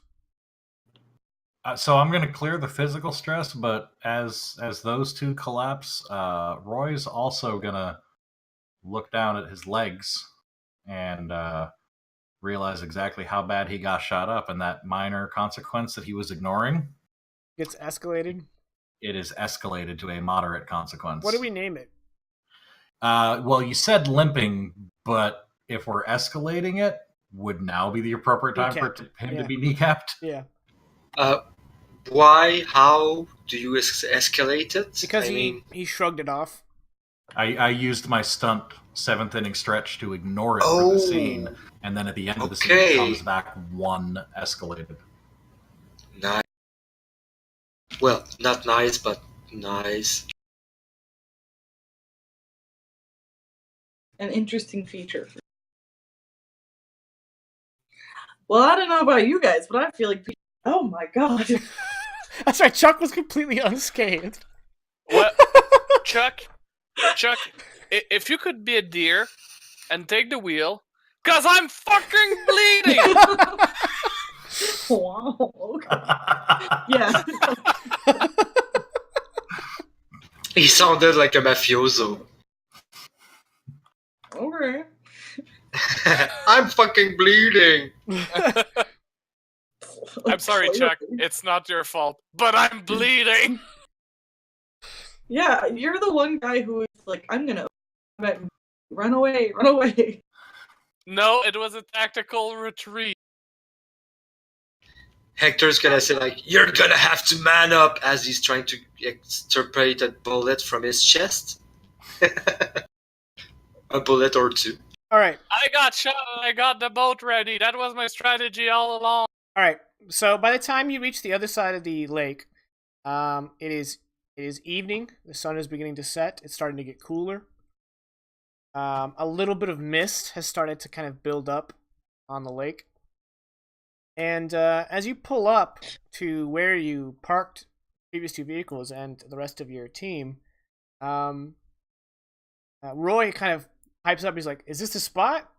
And Chuck, as you're driving, you're like, "Yeah, this is the same place, but there's no vehicles and there's no survivors." Stop nodding, Vegas.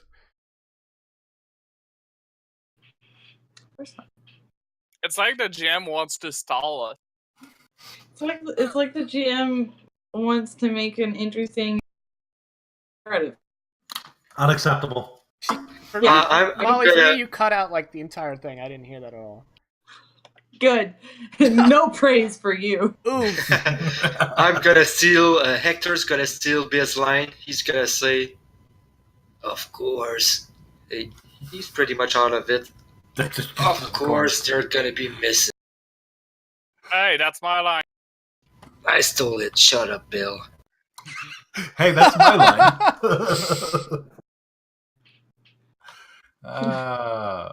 Yeah. Anybody has vodka, strong alcohol, anything, Hey, please. was all of our extra gas and all of our extra ammo and That was in the military truck. Yes. At Good. this point, I would Actually, I drink think the ammo diesel. is in the trailer, but the fuel barrel is in the truck. I don't see why you would relocate the ammo, since you would probably always keep it in the truck. good, yeah, no. I just was Can- making sure we were on the same page about what we lost. From the back end of the Higgins, Hector's gonna shoot. Are there any traces of conflict, any blood, anything?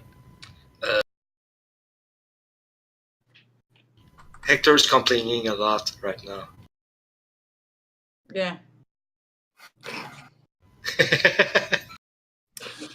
Well, Roy's just going to go ahead and limp on out of the boat and start taking a look around and seeing.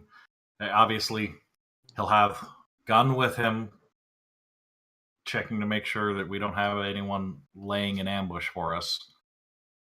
Out of character, I could maybe help another. After I've taken care of myself, I'm still apparently standing, so I could maybe try to heal Roy during the boat trip. No, as soon as Hector would have offered, Roy would have said no. Seated Joe and Bill first. Actually, I'm pretty sure just the state of everyone other than Chuck, who was the person, all of you were just kind of like this. My point being, during the whole trip, after yeah. I've taken care of myself, maybe I can try to help the Let's rest of just the say group. you've done basic first aid. Everyone's bandaged. But All right. you guys just got shot to shit or Russianed. Actually, I think every consequence came from the bullets. No, mine was straight up from the body bird. check. Oh from you. yeah, that's right. Oof. Oof. So Big Joe's probably got some broken ribs and yeah.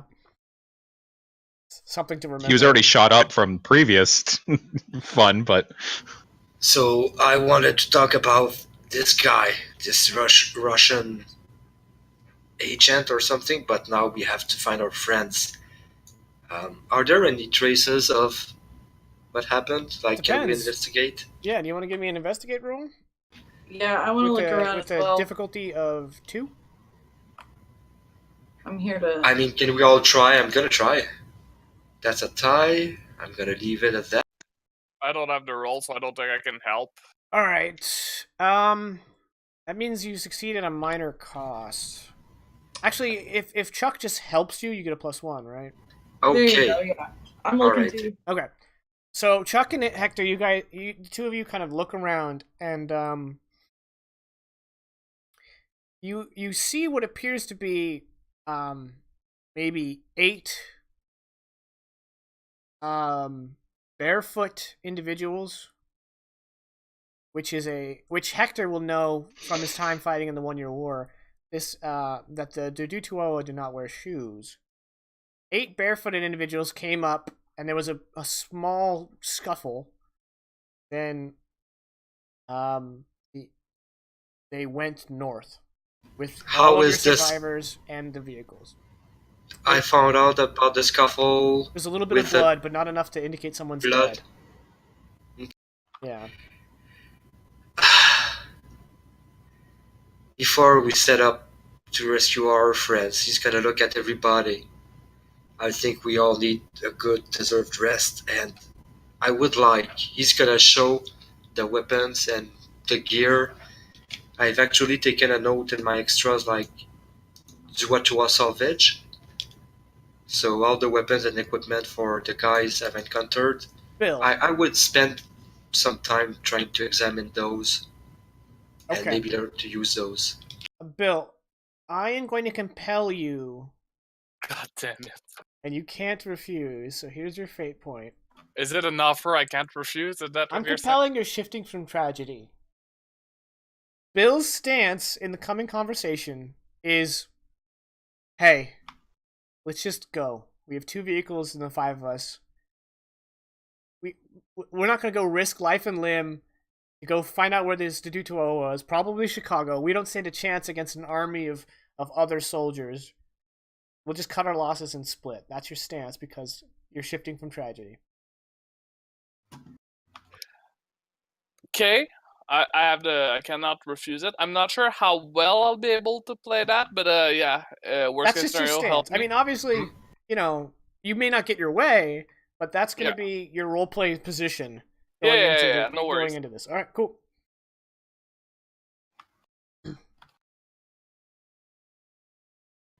So Hector's proposing we take a rest and then tomorrow we set out to track our friends because we need what's in those trucks and we need those trucks. They were the best. They were in the best condition. They were the most reliable vehicles we had, and no bullshit. We do need those guys to survive wherever we end up. The planet or home is trying to kill us. We're not gonna survive like 5 of us. Yeah, but we're not gonna survive either by going headlong into battle. The new scene aspect, it probably won't matter, is Shore of the Lost.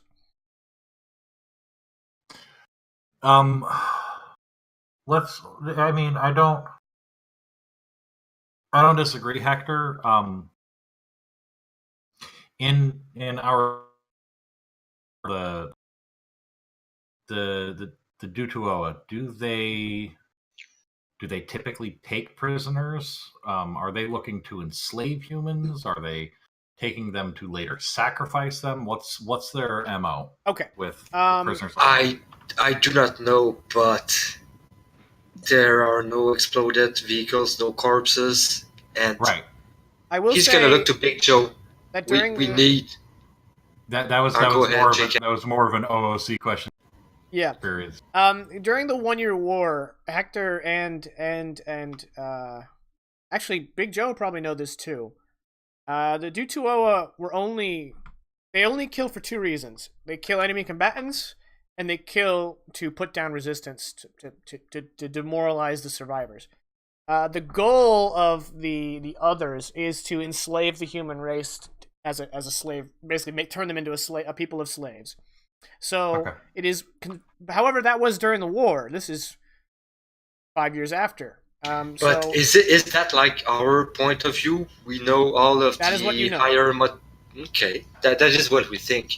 But what Hector thinks is like we know the basic facts. We need to learn more about the specifics. Right. No, and that's so. My point in that, we know that they're not going to take them off and just immediately eat them. Right. Like they're in all likelihood they've taken our wards and they're going to enslave them, but they're gonna live through the night. So yeah, that's entirely true. He's gonna say that to Roy, and a couple minutes later he's gonna try to find a moment to talk privately with Roy. He's gonna be like, no matter the time schedule about our friends. Don't steamroll the conversation. You guys, your characters are currently talking. Right. Hold on. So, given the fact that they're likely to survive the night, they're not going to be comfortable. I agree. Us getting rest and becoming a little bit more physically prepared and mentally prepared for tracking them down and rescuing them, I think that's in our best interest. Hector seems to be on the same page. Chuck, thoughts?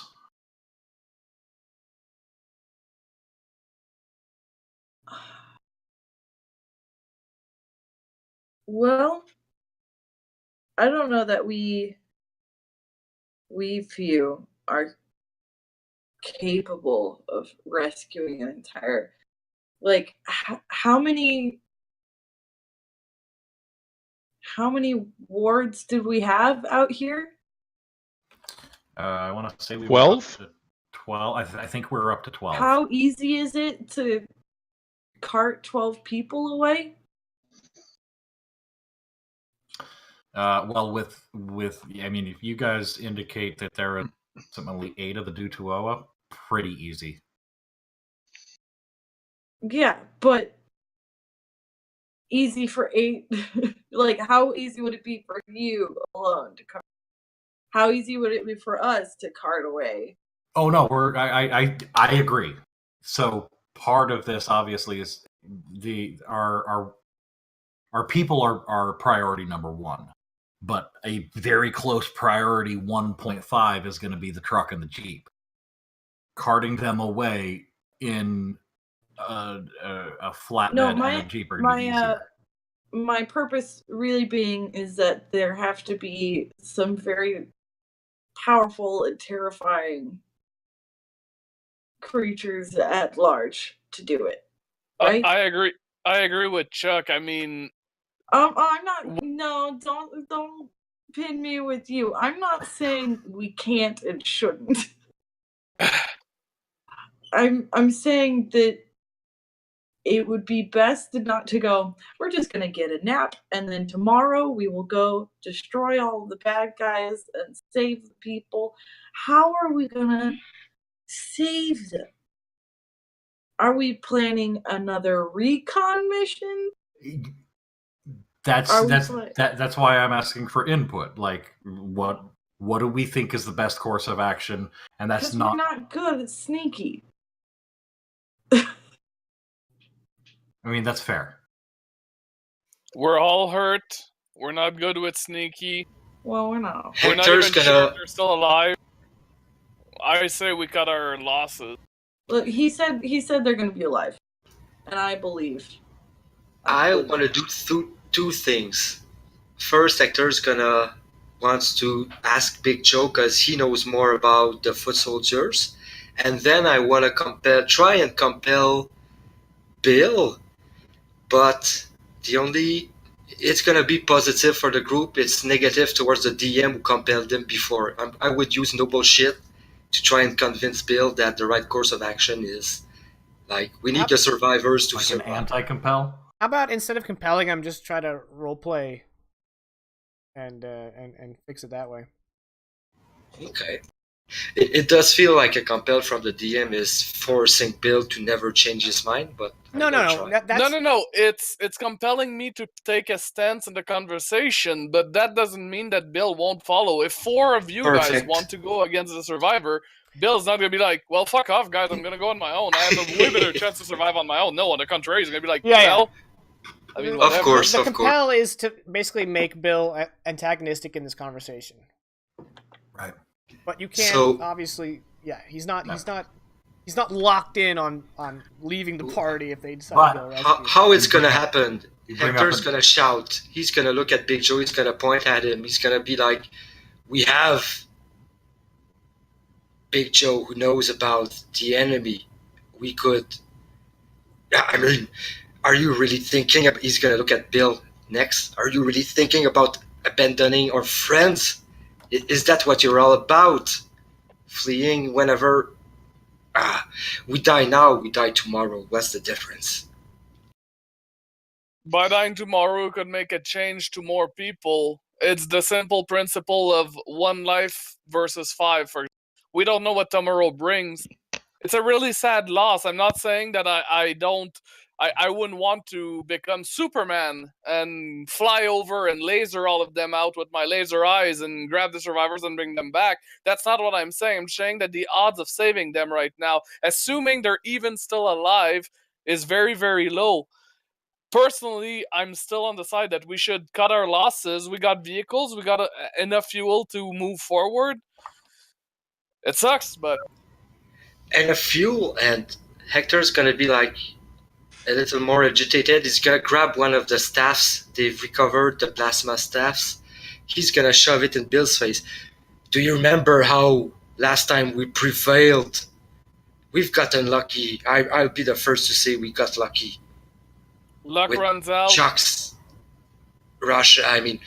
Luck runs out. We've got to learn about our enemy. We've got to learn about what's happening to our home before we can hope to survive.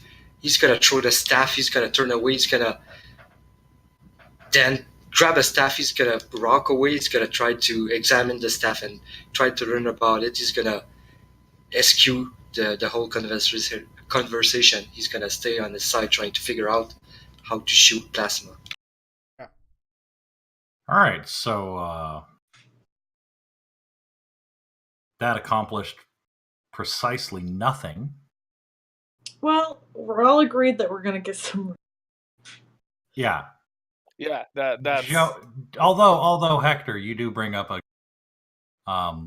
Joe, thoughts? Joe is currently unconscious in the back of the boat. I shouldn't say unconscious. He's asleep, but I mean his breathing is rather haggard.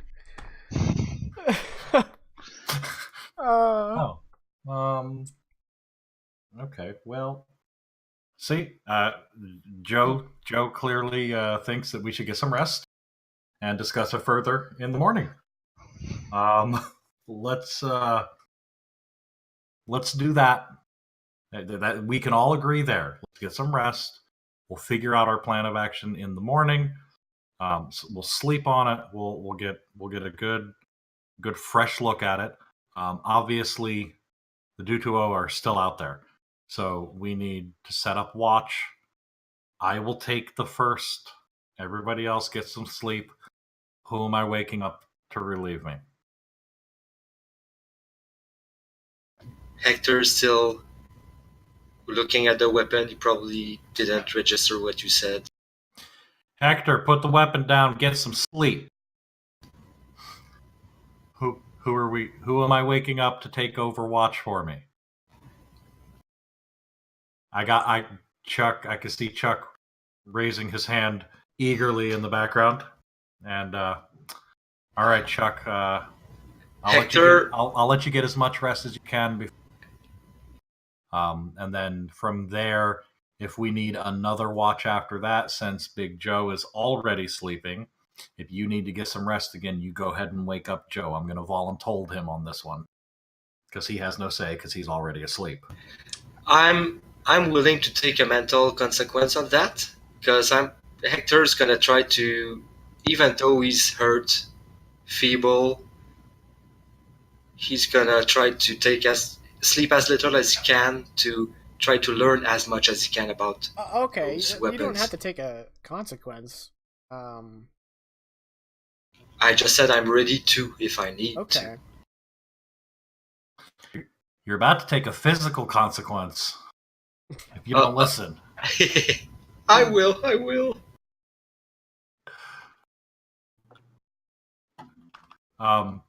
So yeah, right now plan is we're gonna get some rest. Roy's on first watch, Chuck's on second, and if necessary, Joe's on third. Everybody else gets some goddamn rest. Because we're obviously cranky. Aye, sir. Hector, go ahead and give me Hangry an overcome bastards. with crafts, difficulty 3. Okay. That's what I'm good at. You have determined that these staff weapons have no trigger mechanism as you know it. You have learned that where the two, the middle and the pointer finger would rest when held, there are what appear to be kind of like mesh along either side, and you suspect, you're not sure how, you suspect whatever the Dutuoa emit activates the weapon through some force of will. So I'm gonna take a prominent note at the book, ask Big Joe about Duochua weapon, and then I'm gonna go to sleep. And the other thing you determine is that there's no seemingly way to disassemble it. The entire weapon, except for the crystal, appears to be made of one seamless metal. That's disappointing. You could try to remove the crystal, and that might give you access to the inside, but you don't see a way of doing that without breaking the crystal. Yeah, and I would do so in a secure environment. You're also not sure what would happen if you broke the crystal. That's what I'm scared of. Okay. Still, I hold the lightning in the bottle. I might try eventually.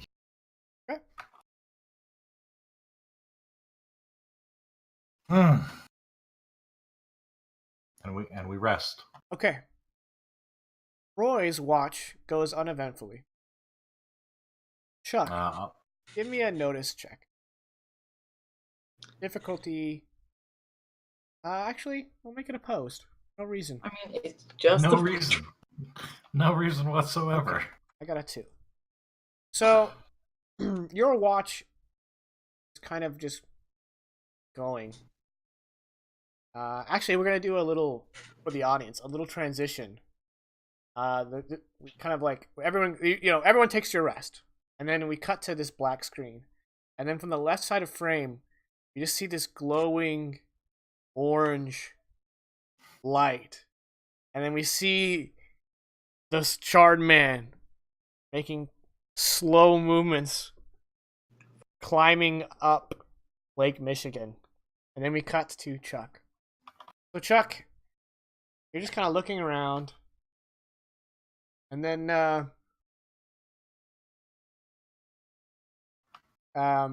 you just hear a voice behind you coming from the Higgins boat.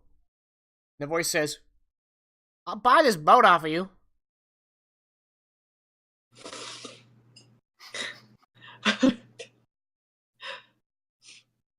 I jump and go, who's there? Sorry, BRB. All right, you spin around, and you guys, I assume you probably have a flashlight. So you want to shine a flashlight? Yeah, sure. We have flashlights. Yeah, you see this like 3.5 foot tall, humanoid with gigantic floppy ears, big round eyes, and a long droopy nose. Yay! My boy. And he is a bright, radiant, vibrant red skinned all over, with orange eyes with slits. And he's like, wow, bright.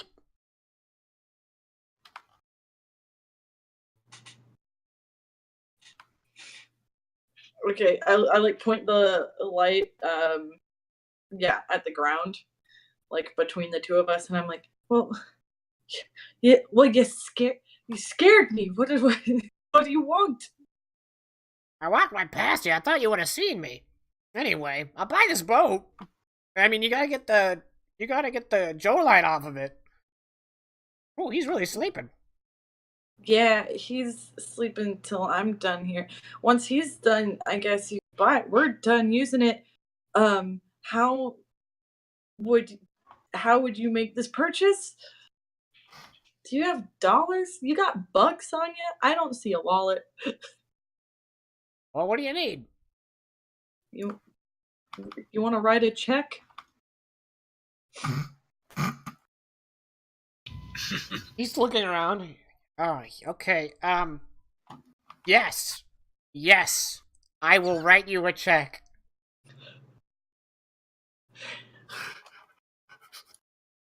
I suppose you've got a bank? Yes, the Bank of Colrathi, obviously. I've never heard of that one. International? Highly. Yeah, I don't trust that one bit. You know what you could do? You could stick around. We've got a guy who's in charge. He might be able to barter a deal. It's not. No. I gotta buy the boat before sunrise. It's not. Okay, well, it's not my choice. It's not just my boat, you know? It's like a community property. You understand the concept of communal property? No. All right. What? Are you saying you don't own the boat? I own part of the boat.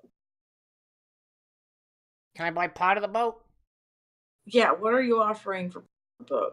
What do you need? I mean, I'll write you a check. How many zeros you need? Look, I need other digits in front of zeros. I have some. Thinking maybe 2. The number 2. And then some zeros afterwards. How do we feel about that? I don't like that one bit. How about... I'll make it 3. No, You No, drive a I hard own- bargain, but I'll take it up to 4. I own 1/5 of the boat. So 5 then? You're really breaking my you're breaking my hammer here. All right. We can not write a check and instead give me. But you don't have anything like on you. I suppose, right, but I have things nearby. What kinds of things? What do you need? What do you need? The Bank of Korathi is a wealthy establishment.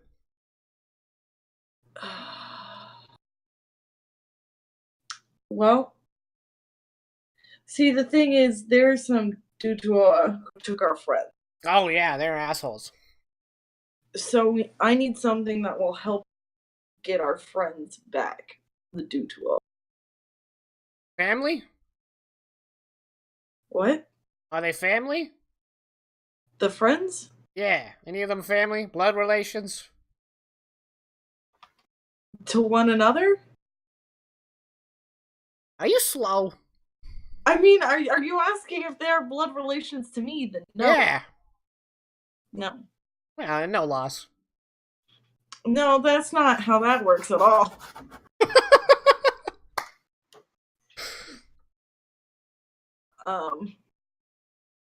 They are a loss, and also there are resources with them that we could be making use of. Whew, okay. So you want to trade something to break into Chicago, the Chicago Isles, in exchange for your boat? Well, I mean, it can be a Tell you what, I'll make it a 6 on the check. Look, it just a small thing, like something that could hurt a Dutuoa. Because as far as I can tell, it's very hard to do that. I mean, you guys got guns? Also, damn. He, like, kind of almost pokes one of Big Joe's bullet wounds. Whew. What happened to y'all? Yeah, well, see, we're not the only people with bullets. How about instead, you make it harder for us, you have something that makes it harder for us to get hit by bullets. Or something that fixes bullet holes. Got anything like that? Yeah, well, the former.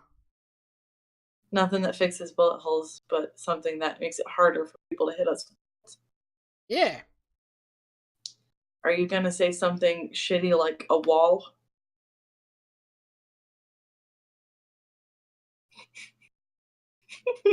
Well, he's not now.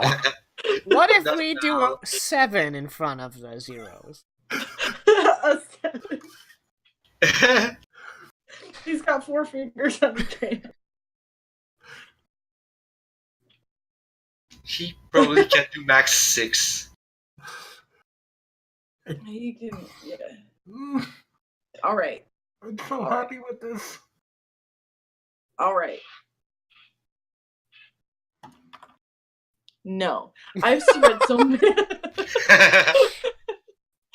I did not fall off the cart yesterday. Okay. Real offer. All right. I'll tell you honestly. You're gonna say an 8 with zeros. Would that not be good? No. Okay. How about a magic pendant that protects you from harm in exchange for your boat? Well, that's what I was asking you about. I would That's a take deal. beats first. What?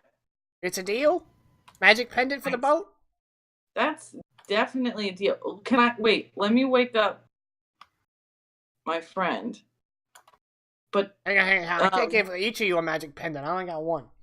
no, I mean, so because he's asleep on the boat. Oh, the Joe light. Yeah. Yeah. Let me wake Joe up. No, I got it. I don't like that. He at cups all. his hands together like this, right up against Big Joe's ear, and goes, "Good morning."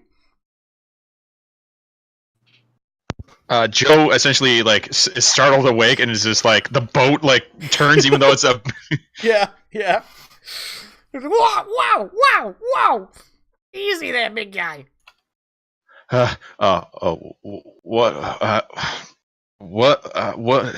Who? What? What's going on? You realize that uncomfortably close to your face is a red-skinned Kolrathi from the other world. What would Joe know about? You would know everything there is to know about Kolrathi. Are they like friendly? They're not Dutuola. They are generally non-violent. Back in the other world, they were the inventors and tinkerers and that kind of sort of thing. They're always fascinated with objects, and you're not quite sure what they're doing these days as a community because they've just once the war ended, they just kind of scattered. As soon as they got a chance to get out from under the Kalray's thumb, they did so. As far as you know, they're mischievous, maybe a little Machiavellian, but not hostile in the strictest sense. I must have hit my head harder than I thought, because I swear I am seeing a Kwathi right in front of me, and yeah, I mean, can't be. You got a goose egg the size of my head. Oh, there is actually a Kwathi right in front of my face. I was not expecting this. Hey, get out the boat! I'm buying it. Joe's gonna get up and get off the boat, kind of confused, and like when he just wake up, he's like, "Oh, all right," and he's just gonna get off. Just go with it. All right, the Kolrathi scampers over to Chuck. Goes, "Hey, come here. Hey, don't tell that Joe lied about the magical amulet." But why? Do you want the magical amulet? Okay, then don't tell that Joe lied about it. Can I tell other people about it? Yeah, but just, don't tell the Joe lied because he might, get all weird about magical amulets, you know what I mean? But he has magic. No. Wait, what? No, see, yeah, exactly. See, that's why you can't tell him, because that'd be weird, Okay. Definitely. Alright, so we got a deal? Alright. Where's that damn amulet? Yeah, here you go. Alright. I assume the keys are in the ignition? Yeah. Okay. I don't actually care. Boys, tear it apart!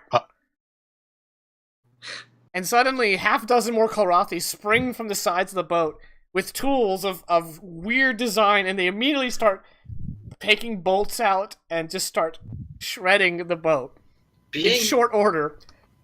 Being used to sleep on my toes, would I be woken up by I think that? at this point, the racket, everyone's going to start to stir from their sleep. Because, yeah, I'm gonna wake up probably and wake everybody else up because there's a ruckus. Okay. And I'm gonna grab my gun and I'm gonna call out Chuck's name. All right. At this point, the Kolrathi are speaking in their native tongue, which sounds like a bunch of inhales and yips.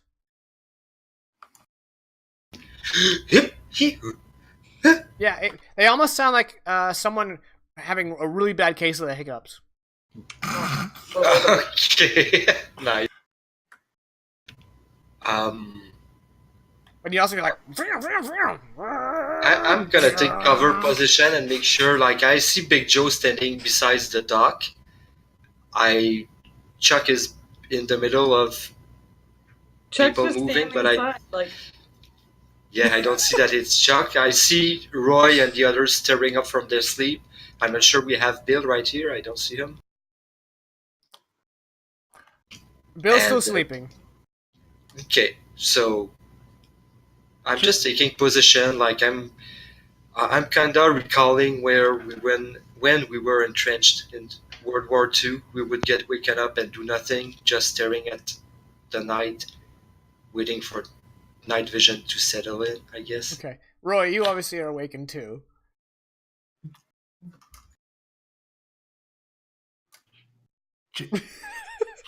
Chuck? Yeah. There's people in our camp. Chuck. Well, but no, at this point, I'm going to see that Chuck is standing there kind of nonchalant. Joe's just probably watching this happen in bewilderment, I'm assuming. Yeah, he has no idea what's going on. Chuck, a word? Self-explanatory. It's one of my favorites. The definition is self-explanatory. Well, as much as I can agree that is excellent, even though I would say it's more of a hyphenated, so not really one. Anyway, I'm not sure it's applicable in this particular situation. At this point, the Kolrathi have taken off sheets of metal, and they're walking into the tall grass next to your landing site, disappearing from sight and coming back without anything and resume their work. You had one job. We're not using it anymore. And now the enemy doesn't have it. And while I can see the slight tactical advantage in that, please right. Elucidate. The Kolrathi that Chuck originally bartered with saunters up to Roy. He's like, maybe this will alleviate your concerns. And he pulls out a piece of driftwood and some kind of device, some kind of carving implement, a small knife, and starts scratching away at it. And then hands you a check for $8 million. It says, check, 8 million, and then the dollar sign at the end. And he's like,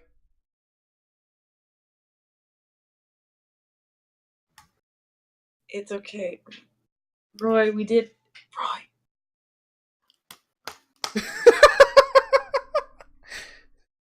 No, you're not tasting copper. Come here. Please, I am all ears. Oh, that plus 2! Chuck leans in and says, it was an... You're cutting out. I can't hear a word you're saying. It was an exchange, I'll explain later, but whispered.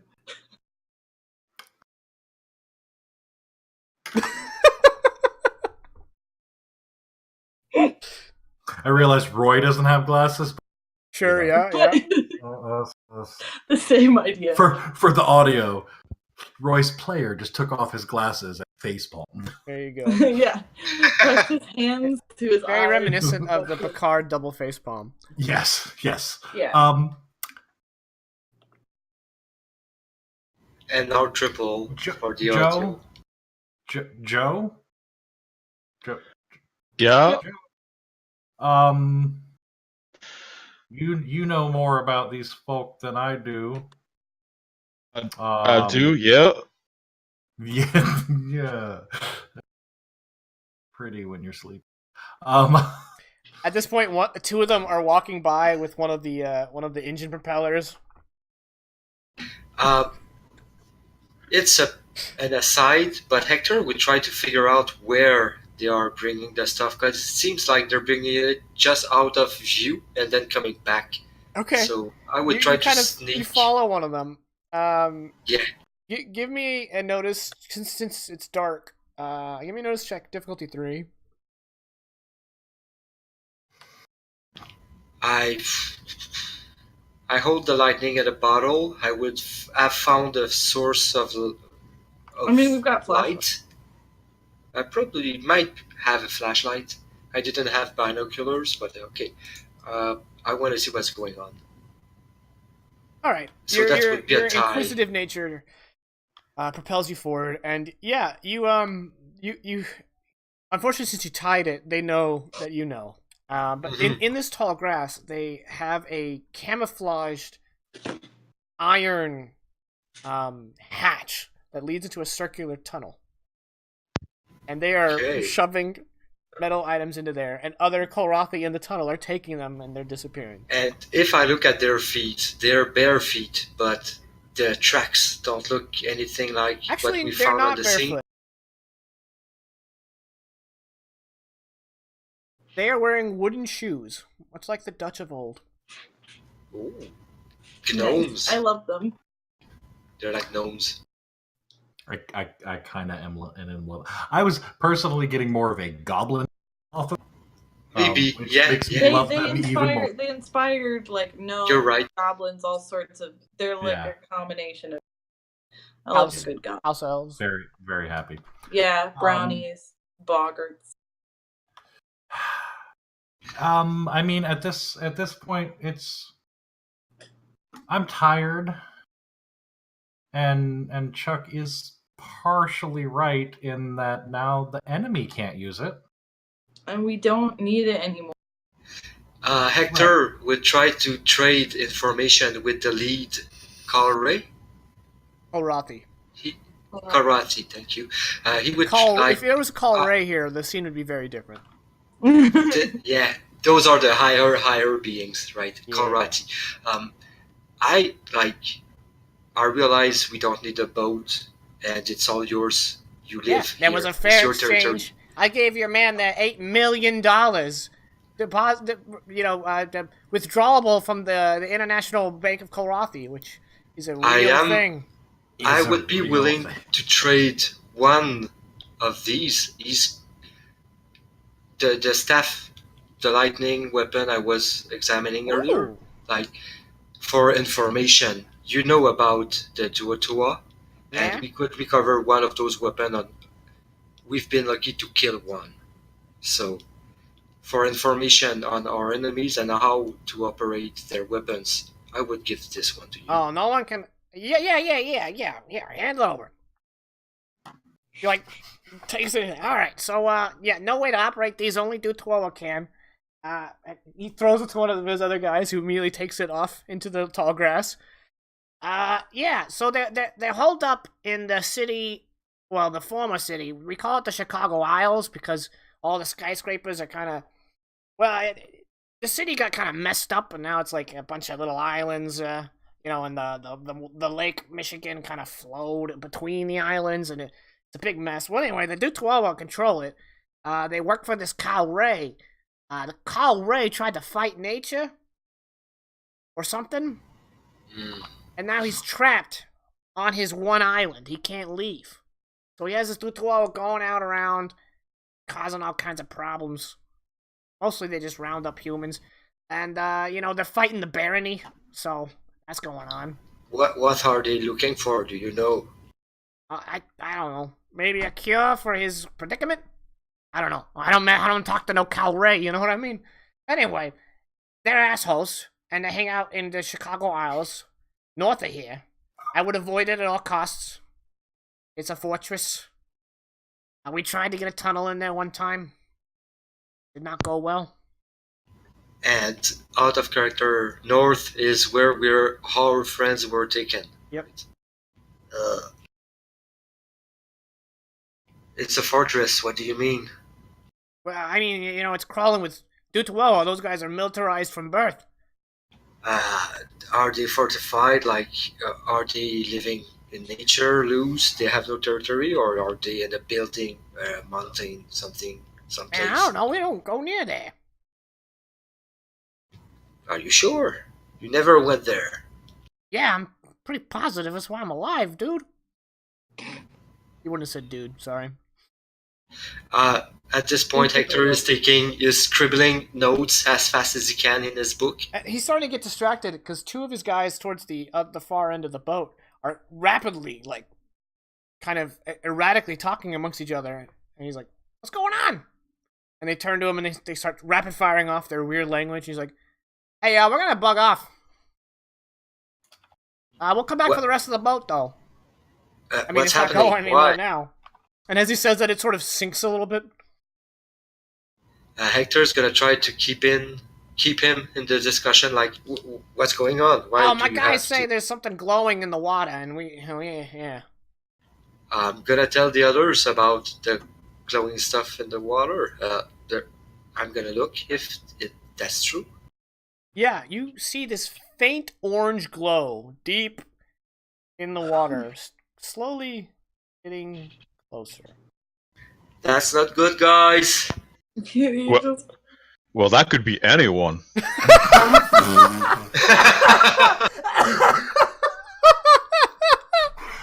Good night, folks. That could Like- be anyone. That's brilliant. Yeah. Boy. Should I try to convince Colrati that this is Sorry. our friend? Should I try to convince the Colrati that the orange glow is a friend of ours? I wouldn't try to convince the Colrathi I'm kidding. Whatever. I'm of kidding. anything right now, because to harken back to all of my baseball references, we're batting 1,000 at getting screwed over by the Colrathi right now. Hey, I'll tell you what. If you guys are looking for a place to kind of hang out and not get killed, I suggest you go to the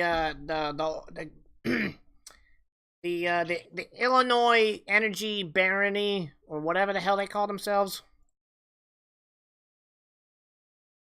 IEB. Is there any possible way that your tunnels connect and we could go through? Hey! And he starts... and the other guy starts laughing. Yeah, your children couldn't fit in our tunnels. Not that you have any children. Joe Light might get his thumb in there, but that's about it. Burn. What exactly is this energy, or who is at this barony? Oh, I don't know. Some human calls himself the Baron of Illinois. Anyway, we trade with them. Our tunnels do lead there, but yeah, you wouldn't fit. I wouldn't want to go in your tunnels anyways. It's all right. What? You got something? You got a problem with my tunnel? This is great. It's a good tunnel. He's just not fond of tunnel. You know, Red I'm just line. not You know, safe. enclosed spaces. I'm not a very big fan of. Yeah, I can see that. Well, anyway, head west. You'll find it. They're growing coal. They're growing coal, you said? Yeah, I know it's a weird planet. Oh, Plant. They plant the coal plants, and the plants come up out of the ground, and they pick the coal. Were you born yesterday? Hector is scribbling notes. Big Joe's gonna look at the rest of his companions. You've never heard of coal plants before? At this point, Well- all the other Kolothi are grabbing whatever they can and are bolting for their tunnel because that orange glow is starting to get rather pronounced. let's get in the truck and go. All right, well, pleasure doing business with you. Enjoy the magical element. Bye. What was that at the end there? It was words and stuff. All right. So you guys scramble into the truck. Those of you who don't fit in the truck scramble into the trailer, and those of you who are Big Joe don't. And you guys take off, headed west probably. Yeah, west to head towards. And as you peel out, driving along the ground, the camera pans back, and the head of the charred man comes up out of the water, steam billowing out as it does. And he steps fully onto dry land, and he watches your taillights disappear in the distance. And he clutches his gun. And that's going to be the end of the session. Dripping wet. Yes, it is dripping wet. And that's going to be the end of the session. Nice. Thumbs up. Well Good played. thing I came back. Yeah, just in time. You missed a very fun interaction with the Colrathi. Yeah, I'm sorry. Yeah. All right. Man, he's gonna be so interested in what. All right, guys. So we will be back next week, Sunday, same time. However, for those of you who are interested, I've decided that at the same time I stream this on Saturday evenings, I will be streaming Thronebreaker until I beat it. Because I want to beat it. I want to play it. So Saturday nights, I'll be streaming Thronebreaker. I'll put it up on the schedule down below. Yeah, so if you're interested in that, tune in. Should be fun. Otherwise, Sunday, March the 24th, we'll be back at this 24th. again. So thanks for tuning in, guys. I hope everybody had fun. I hope you guys had a good session. Very combat heavy, but I think it was dynamic enough. So, good night. That was interesting. Take They said care. good night, but I muted them. But now I unmuted to say that they say good night.